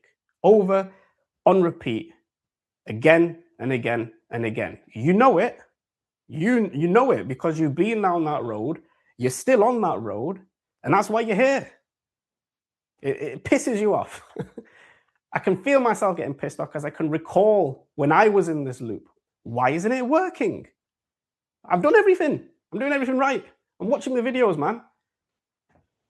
And the worst part, you don't even know it's a mistake because you've got nobody to tell you. How are you supposed to know it's a mistake when you don't even know it's a mistake? You're just doing the same dumb shit over and over because nobody can tell you, right? You think it's a winning model, right? And the consequences of that past is the most expensive thing. That's the most expensive thing in your life is that you can't get back is the years of effort and the years of screen time. And this might be the year. And the read still hasn't fully clicked. But guess what? You can't get that time back. You can make more money. You can't get more time back. I'm getting on a bit, you know? The older I get, the more I realize how limited time really is. And you think it's free because it's on YouTube. Try listening to a 4-hour ICT video and go through his library. Tell me in 3 years' time how far you've gotten. You're still here, right? Listen to the rants. But it's free. It's on YouTube. No, it's not free. You're paying with your time, bro. That's what you're doing. And guess what? Same guy comes back to me years later, bro, I should have listened to you. Yes, you should have listened to me because I've been through it. And this is the problem with humans. We're stubborn. We think we're better. We think we can do it. I'm going to be the one who's different this time. I thought the exact same thing. Bro, I'm a pharmacist. I come from pharmacy. I've got a degree. I've got a master's degree. Look, I'm competing with these idiots. I can do it. I was the idiot. I thought I could do it, and it took me longer because I thought I could do it faster. And that was the mistake. Going alone isn't free. It's the most expensive option there is because time is far more important than money. Path B, another paid program. Most of you have done this one too. You've asked your questions, right? You get structure, you get curriculum, you get vocabulary. Ooh. And then you've already paid for trading education, and maybe even more than once. Maybe more than you want to admit. You're still here, right? Which means none of those programs got you consistent yet. And here's a structural gap. Most programs sell you a framework, right? They package the language and call it a curriculum. That's the deliverable. Remember what we landed on a few minutes ago. Frameworks alone don't develop skill. So you walk out of those programs with new vocabulary. Great. But the same gap. You're still stuck. And especially with understanding narrative. The truth is there's not many people in the world that actually can do this properly and effectively.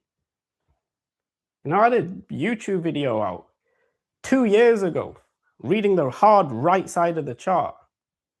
I think I was like 80, 90% accurate on every single week. 3 years later, I said that the dollar index is going to go higher, lower, and higher again in 3 directions. And guess what happened a year later? It went higher, lower, and higher again in all 3 directions at the exact turning points. How did I know? Dealing range theory. I wasn't guessing it. It's still there. You can go and see it. Right? It's difficult. It's a difficult skill because people, they don't want to sit down and learn it. That part can't be packaged into a curriculum. Every day the algorithm runs a different narrative, and here's what that looks like. New course, new vocabulary, same plateau. And the consequence of that path is you pay for it. And the skill might not come. There's no guarantee on the outcome. Most programs charge you, deliver the curriculum, and then you get the development. And that development's on you, right? It works, great. If it doesn't, then that's your problem. That's the gap most programs leave. And it's exactly the gap that I want to talk to you about. Both options are crap. They really are. How many more courses are you going to go through, right? How many more videos are you going to watch? So that's where most of you are right now. Path A, years have gone. So neither one gets you consistent, right? Both are as bad as each other. And here's what I want to open something up with. What if there was a third path?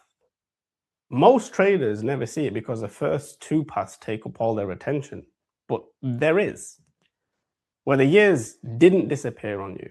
Where you weren't repeating the same mistakes alone for half a decade because no one was there to call them out. Where the skill actually comes from. Not here's a curriculum, hope it works for you. Where the development of that read was the whole point, not the afterthought. If that sounds like the path you actually want, the one you've been looking for since you started this, do you want to hear about it? If so, drop me a C in the chat.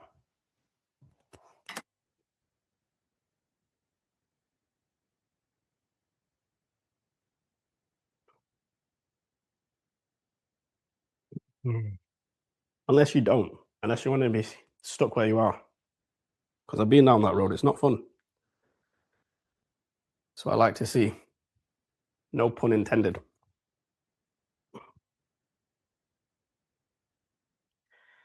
All right.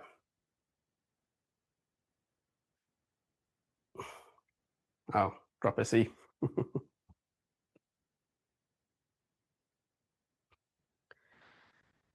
Path C, the third way. Here's exactly what it is and how it works. Get my pitch on. Introducing the 2026 Spring Cohort Market Maker Trading Challenge. You can start developing a profitable trading skill set with actual guidance and support without wasting time. It's possible. Without wasting your money, without obtaining a skill, it's possible. Here's the promise. By month 4, you will understand how to read market narrative like a professional. Better than anybody else can teach you, right? You'll be amongst the elite of understanding market narrative. You'll have the clarity. And if you don't develop the read, I'm going to work with you for free until you do. It's confidence. I'm good at what I do. And you get to work with me personally, one-on-one. Face makes me laugh. So, until you have the confidence, that risk's on me, right? It's going to take up my time. And I'm willing to do that because, like I said, I'm passionate about doing this. I'm passionate about helping you guys as well. So here's the cohort. 3 months of live mentorship with me. You're going to get 1 weekly group call with me. This is the current model. It's an upgrade. 100 plus hours of DRT content that's taken me the last 4 years to do. It's unbelievable value in that. If you think that you got value out of these 5 days, module 1 out of this is mind-blowing. Private community. with 3 24/7 coaches, all personally mentored by me for years. They're amongst the elite of ICT traders out there. I'm building the best community in the world and the most knowledgeable. You get my personal live trade reviews, similar to what I've just shown you. I go through that on a weekly basis, break it down, where I won, where I lost, although I haven't lost much over the years, but you get the point. 24/7 DRT support in a fantastic community that we've built over the last 5 years. Unbelievable traders in there, like-minded traders that have been on the exact same journey you guys have. And you get the spring cohort bonus exclusive, which is pretty crazy, actually. It's the most insane package I've ever put together. I've been doing this for a while, nothing like this. You get the bonus Mind Over Market Psychology ebook. You get 2 bonus private spring cohort group chats. 2 bonus, this is the second bonus, private spring cohort group chat. You get an extra weekly group call with me, right? So not 1 a week, 2 a week. It's going to be 1 on Wednesday and do a midweek review. It's going to be during the New York lunchtime so we can review what's happened in the day, anticipate what's going to happen in the next day, and see the recap over the call that we went through on Sunday, where I sit down, do analysis for the rest of the week in real time with feedback in a much smaller group environment. Been working on this one for a long time, the MMT Proprietary Trading Journal. It's insane, right? You get all your stats, all your data, and you get AI to analyze your last 20 trades. It's the same software that I've been using now for a while. It's sick. You're also going to get an extra month of mentorship. You're going to get 4 months in total. You're going to get 1 month completely free. But there's more. Something I've never released publicly before. And again, I've been working on this one for a long time. I think 6 years is a bit ambitious, but it's a long time. For the first time, I'm releasing this publicly on this live challenge. So nobody's ever used this one before. It's a DRT indicator suite. You get 2 things with it. The auto dealing range indicator and the DRT session indicator. Here's everything it does. The DRT auto dealing range indicator literally plots your dealing range for you. Right? I'm not sure how much you can see that. Probably should have increased the size of the chart. This is without it. This plots it straight for you. There's your type 2 dealing range, your equal highs. It plots your 25 DRT levels, but it's being programmed and coded specifically to look for high probability dealing ranges. Notice it's not going for that high there or that high there. It's going right for the equal highs as a type 2. It's being coded and programmed that way. It's been very, very hard to do that. You also get the DRT session indicator, which is a lifesaver. Honestly, saves me so much time, right? Adds the days of the week automatically. Kill zones automatically. Everything's adjustable. Adds your opening range times and your silver bullet times. It adds your London pre-market and PM macros. It actually adds every macro for the day. They're all customizable. Adds your new week opening gaps for up to 5 weeks, which is the standard of what we should keep on our charts. You get the new day opening gaps for 5 days. Again, the standard we should keep on our charts. It adds opening range gaps, right? So you get the DRT levels for your opening range gap as well. And this is all just a click of a button. So again, fantastic tool to use. Massively has helped me save a lot of time. Makes that 60-second decision process way easier. All of these bonuses together, we calculated is worth around $10,000. But this is going to be only exclusive to the spring cohort. And you're going to get all of these bonuses for a fraction of the cost. These bonuses put together will never be released again. When I sat down with the team to discuss this, I was annoyed. I was like, this is an insane package, right? So here's a summary of all the bonuses. Mind Over Market. We've got the private cohort chat. This is going to be the spring cohort. We've got our coaches. We've got the extra weekly call, so 2 calls a week, live with me, live Q&A, live chart analysis, talking about the read, the narrative, geopolitics, everything that's going to affect the markets for that week. I bring in seasonal tendencies. I bring in COT reports. I bring in open interest, the interest rates, the bonds. I'm looking at it holistically. We generally cover Euro, Pound, ES, We cover NASDAQ, we cover Bitcoin. I've been calling the Bitcoin short since the top. My students will vouch for that. I'm still short at the minute, but every single turning point, and they've seen the precision that we've done with dealing range theory with Bitcoin. It's insane, right? You get my MMT trading journal, my personal journal that I use. It has 14 of my questions I ask myself before any trade as a checklist. It's got the checklists there. It's got the A+ checklists there. You can analyze all your chart stuff on there. It's got all the analysis of your trades. And again, AI reviews everything and tells you where you're going right and where you're going wrong. Just that extra little bit of, support there. And you also get an extra month. And last but not least, you get the entire DRT indicator suite as well. Auto plots your dealing ranges for you and everything else. And it's your chance to really develop a real profitable trading skill set, guaranteed, right? And here's the crazy part. It's only one simple requirement, 4 hours a day or 25 hours a week, and that's it, right? If you don't have the clarity and being able to independently read price and where the market is likely to go after 4 months, I'm going to extend your mentorship for free.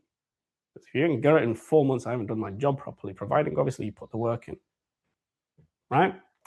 You also get to work with me personally, one-on-one. And again, if you don't get it, I take it as a personal challenge because I want you to get it. It's one of the most important skill sets that you will ever use in your whole career as a trader is reading market narrative and understanding algorithmic order flow. Until you have that narrative, how can I make such a good offer? I have over 4,500 students who went through my program already. Over the past year, we've had an average of 1.8% refund rate. People get the value in there. They understand who they're learning from. They understand the support around them, the coaches, the community. They understand what they're getting with it, right? And that's why I'm so confident. It's why I'm offering guarantees with it, because I know what I can do for you. I have the best trading program on earth compared to all the other course sellers out there, right? I'm not somebody who brags or lives lavishly or whatever, but I'm confident in what I can do. I've done this for a long time, and I'm ready to prove it and put my name behind it. Some of you might be thinking, this sounds too good to be true. There must be a catch. Acquiring a real skill set, guaranteed, yes. Right? And here's the catch. This cohort is only available for the high probability trading challenge viewers. That's you guys. If you're late to apply, you will lose the $10,000 of bonuses that we're going to throw in there, because I'm only going to keep the open for this cohort, and that's it. And unfortunately, you might be stuck in the same situation, right? Applications close Tuesday, 11:59 p.m. Eastern Standard Time. But if you apply now, you're guaranteed to acquire the real skill set in the next 4 months. That genuinely could potentially change your life, right? I'm not going to go as far as saying, I can guarantee you profitability. It's not what I'm saying, so I want to be clear here, right? I'm not one of those marketing gurus who's going to guarantee you get rich in 30 days, bro. What I can guarantee you, though, is I can give you the skill set that might actually help you do that. It did for me. It's done for many, many, many, many of my students, right? You're going to still have to put the work in. It's not like you're going to wave a magic wand and suddenly you're profitable overnight. But I can get you pretty close to getting to that stage of actually changing things around, right? Spots for the cohort, first come, first serve. We're very limited because the amount of time it takes to actually do these things, right? And because it's a crazy guarantee, you can't actually buy it directly. I don't even want your money. I don't want you to just be able to go out there and buy it like a checkout. You have to book an assessment call. No checkout link. You have to qualify for it. You have to apply for our program. If you get approved, you get a chance to trade to get a fully acquired skill set guaranteed. But here's what happens next. In the next few seconds, you'll have the opportunity to book your assessment call, right? But here's the thing. 4,280 students have signed up for tonight, which is pretty wild, to be honest. I expected a fraction of that, and that's the crazy thing. And less than 5% of applicants that were going to be accepted into the Market Maker trading program. Demand versus available spots, right, for the spring cohort. 4,280 students, and only 5% are going to be accepted. Again, applications close 11:59 on Tuesday. And again, it's a first come, first serve basis. And these aren't random numbers. I've had 5,400 plus applications have been received for our previous program, the Moneymaker Trading Program, what it was called. And this was the beginning of this year. And only 175 students have been accepted. We had a really tough application process to get through with an application call, right? It's not like we just want anybody in here. And the reason for that is because I don't want people who are going to slack, right? If I'm going to put my time and effort and energy into helping you, I want people who are going to be committed and motivated in order to do this. I know most of you are. I've seen the enthusiasm and I love that, right? But it's a reflection on me. If you perform poorly, it's a reflection on me as a mentor. That's why I have an application process. I've been down this road with many people before who just don't want to put the work in. That's why I put an application and a wall there. You have to go through an application and an application call. One of my team will see if you're a right fit for us or you're not, right? So step one, click the link in the chat. Guys, can you put the chat on pause for a second? Just post that link for us. Thank you. Step two, to book your assessment call. Click the link, book your assessment.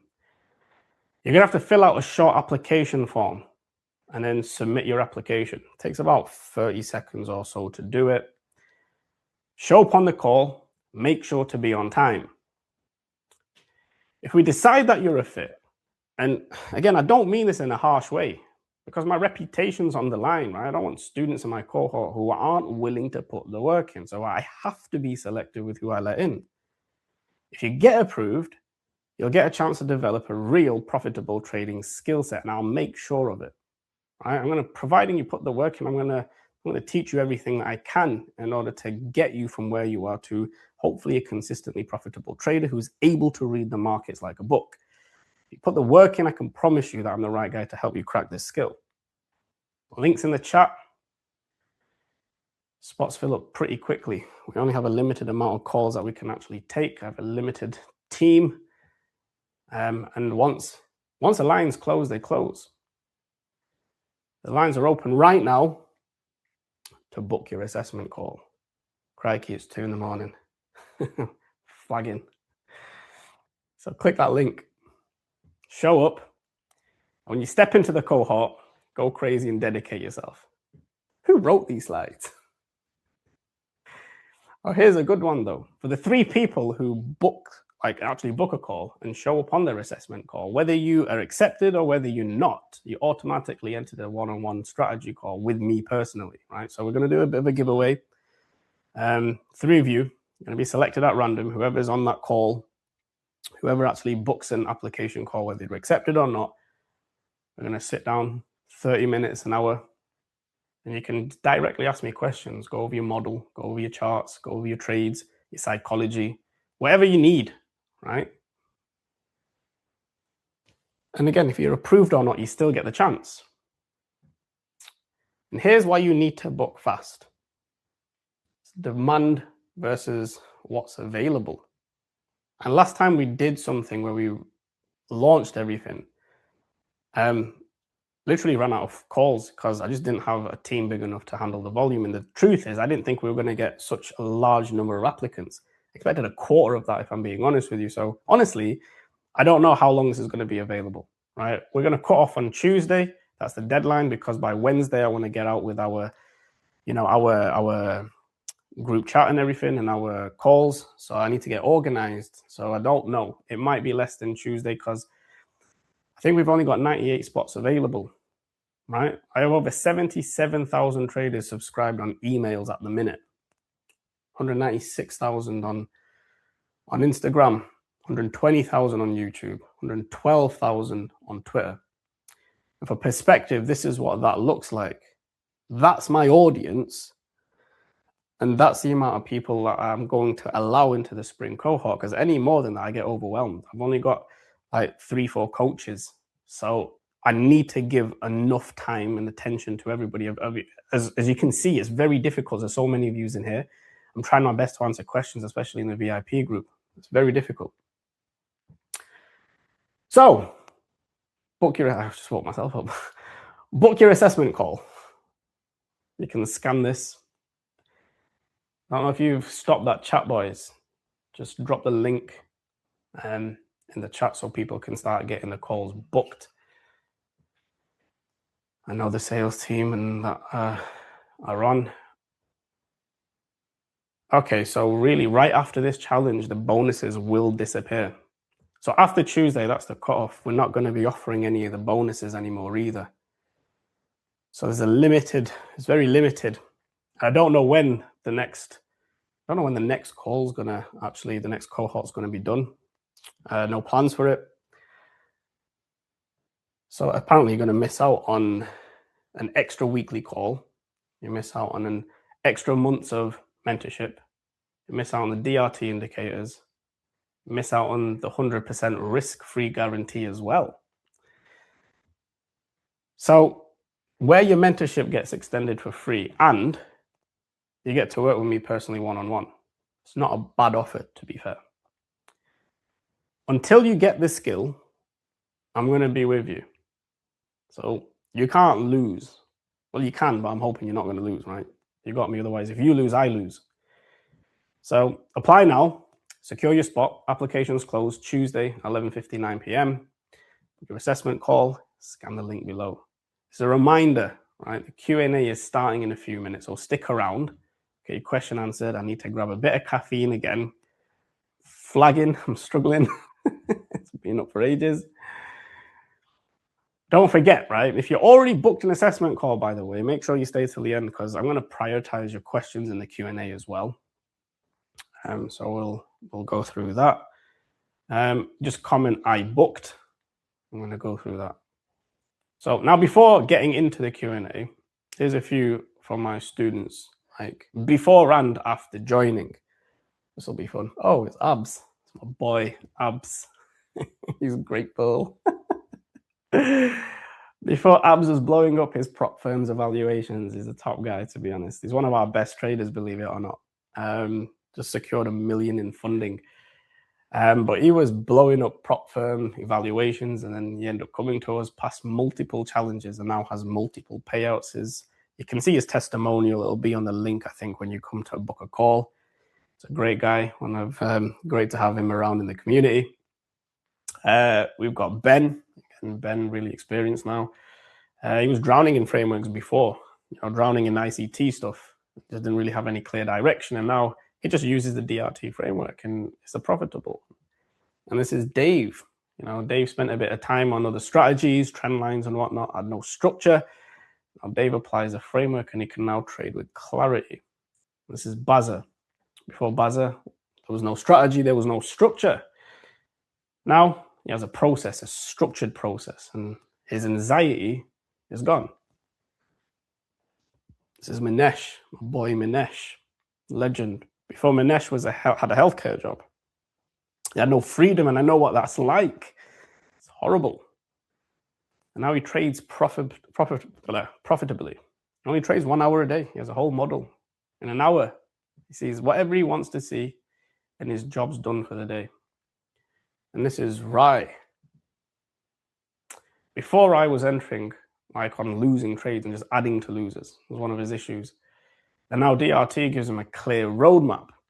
Again, you'll be able to see his testimonial. There's dozens of testimonials. Again, you'll get to see them, hear the stories, the journey, how things have changed for them. This isn't just my story, but so many students share chart examples and payouts with me over the years. Not just from my paid stuff, but even from people outside of my community. So, I'm blessed to be in this position. Like Ryan, like Hugo, like Omar, like Asan, like my man Zari's 40 grand payout. And there's more of them. A lot more of them. I don't know how long this goes on for. Oh, bloody, there's more. Surely he's got to stop.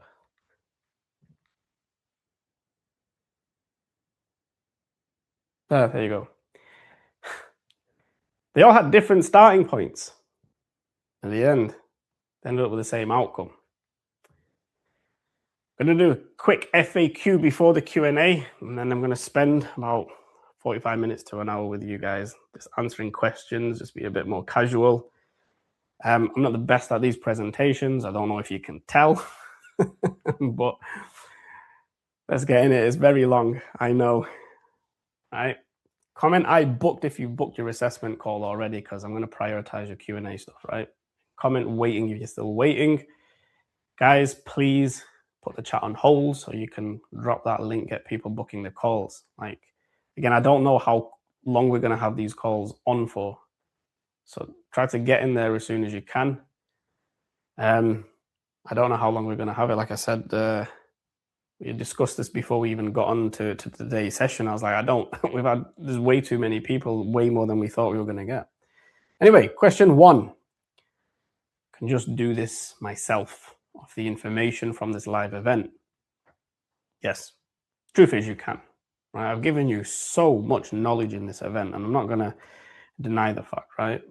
You can go away. You've got a model, you've got a system, you've got rules. It's still doing things by yourself. It's still not having the correction. And the cohort gives you the narrative. It gives you the read. It gives you how to take all the information, but how to actually utilize it properly in an efficient manner. You can still do it. It's just going to take you longer, you know, and you haven't got your correction. You haven't got your feedback. You haven't got your community. You're still doing it alone, right? You haven't got the understanding of what am I looking at internally every single time I look at the charts. Where should price go? Where should it not go? Why should it go there? What's currently in play at the time?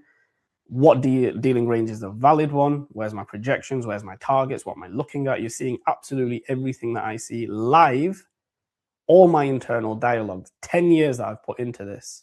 That's the difference, right? You're having an over-the-look shoulder of what it is that I'm seeing. That's super important. And again, that's calling where the algorithm is going before price confirms. And I do this every week in front of a live audience, right? There are occasionally the weeks that I'm wrong, and I say to my audience, I don't know. I can't tell. My higher time frame bias isn't clear. So what do? We sit on our hands and wait, and sometimes it presents itself in the following week. But when I'm confident in it. 9 times out of 10, it'll go to where I'm saying it's going to go, based on everything that I've been telling you during this event. You know, you can't grade your own read while you're making it, essentially, because you're going to have your own bias on what it is that you're looking at.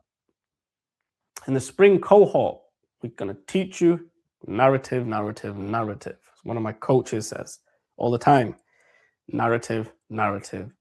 It answers 90% of the questions that you're like, well, why did that trade not work? You don't know because you don't understand the narrative behind it. Question 2, I've already spent thousands trying to make this work. This won't be any different. See, because the problem was never knowledge. The problem was that you've learned concepts in pieces, order blocks, fair value gaps, liquidity sweeps. What was always missing was the structure that connects them all. And that's what we're going to teach in the spring cohort. Question 3. Some of you have been at this for 2 years, 5 years, even some of you here for 10 years. And there's still a voice telling you the lack of results is the verdict. From experience, the years gave you the concepts, the order blocks, fair value gaps, kill zones, the full vocabulary. You literally know all the concepts. And that's all in your head, right? It's not nothing.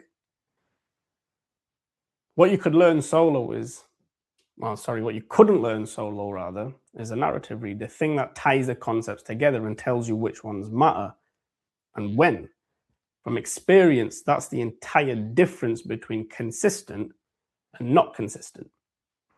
The cohort is where the narrative gets installed. And from experience, 4 months of running it is where basically that turns the years that you've already put into and builds you the foundation that you really should have had all along, right? The work wasn't wasted, it was waiting. And you've already pretty much there.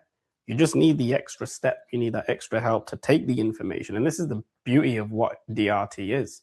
It doesn't waste what you've learned, right? All those years with ICT. It's not wasted. You need them. They're essential, right, for dealing range theory. If you were to quit now or go back to the start or jump another concept, but this is the thing. You know it works. You wouldn't be wasting your time listening to ICT all these years if you didn't think it did. You've seen it. We've proven it here today, right? This is fantastic, and we're living at an incredible time that we have access to all this information. As retail traders, it feels illegal, right? And from experience, every consistent trader I know had a moment where structurally, right, it finally clicked for them structurally. And the years before that suddenly counted, and yours can too. And I know how it feels. You get to a stage where you're like, I put all this work in, it's going to count for nothing if I just quit now. Or if I change strategies, all this information is gone. It doesn't need to, right? Question 4. I only have a few thousand to trade with. Is that even enough? Most of my cohort trade small accounts, right? You're not the outlier. A $5,000 account run on the right concepts with 1% risk per trade compounds faster than a $50,000 account that doesn't run with any, concepts, with no structure, with no filter. Size isn't the variable, it's the quality, the setup is the variable, and that's what you get with structure, narrative, and a complete filter. The concept cares about your reps, not your starting capital, and that's the beauty of it. Question 5. I can join the cohort later. The opportunity will be there next time. Trust me, after these 4 days and the lack of sleep, I'm not quite sure about that, mate. You can go to the Telegram groups. They'll give you the setups, or the cohort groups that give you the concepts to identify your own setups, right? The journal to refine them, and the feedback to, of course, correct the issues that you're having. And after 4 months in the Telegram, what you have is actually a list of trades that came from someone else's read, right? The weak signal stops, right? And when that signal stops, so does your trading. After 4 months in the cohort, what you have is a process, one you can run without me. And that's the point, man. I don't want you to be dependent on me. I need to become independent. That's why I'm not running a cohort for 12 months. 4 is enough time. I want you to be able to do this independently. All right? I don't want to hold anybody's hand, right? If I guarantee you, I'll help you pass a prop firm account and trade with me until, I pass it for you. All right, cool. I sit down and I pass it for you. Then what? You're on your own. I want to give you the skill so you can pass a prop firm over and over and over again. And that's the difference, dependency versus independence. Question 5. Already said that one. It was question 6. I don't know what that is. The cohort is exclusive to this challenge, and the window closes Tuesday, May 26th at 11:59 p.m. After that, the bonuses disappear. Waiting means losing. You lose that $10,000 worth of bonuses, plus 4 months of the inconsistency that you came here to fix. If you haven't booked your assessment call yet, scan the barcode, pause the chat, guys. Get the link in. I can't see it, so I'm not sure if it's being posted. So apparently now I want you to imagine 4 months from now, you open the chart and you're calm. There's no FOMO. There's no revenge. You see the narrative before the move. I mean, that's true. You'll definitely see the narrative before the move. You take the setup. You hold. You exit on plan. And that's the point. I mean, even when you were seeing me in that trade earlier, there's no stress. That's what it's like when you can see how price is delivered through the lens of an algorithmic perspective, from the lens of DRT. You've seen it so many times, and you can sort of, it's either going to go to target or it's going to hit my stop. And I'm already up. I'm already 80% of my profits have been taken. Stop to break even, risk-free trading. It's easy. It's anxiety fee trading. That's the biggest thing, because I was crippled by this thing here, anxiety, for a long, long, long time. Applications close Tuesday, 11:59 p.m. The times you have to tell them. Book your assessment call now. Link is in the chat. Finally, live questions. Drop them in the Q&A section.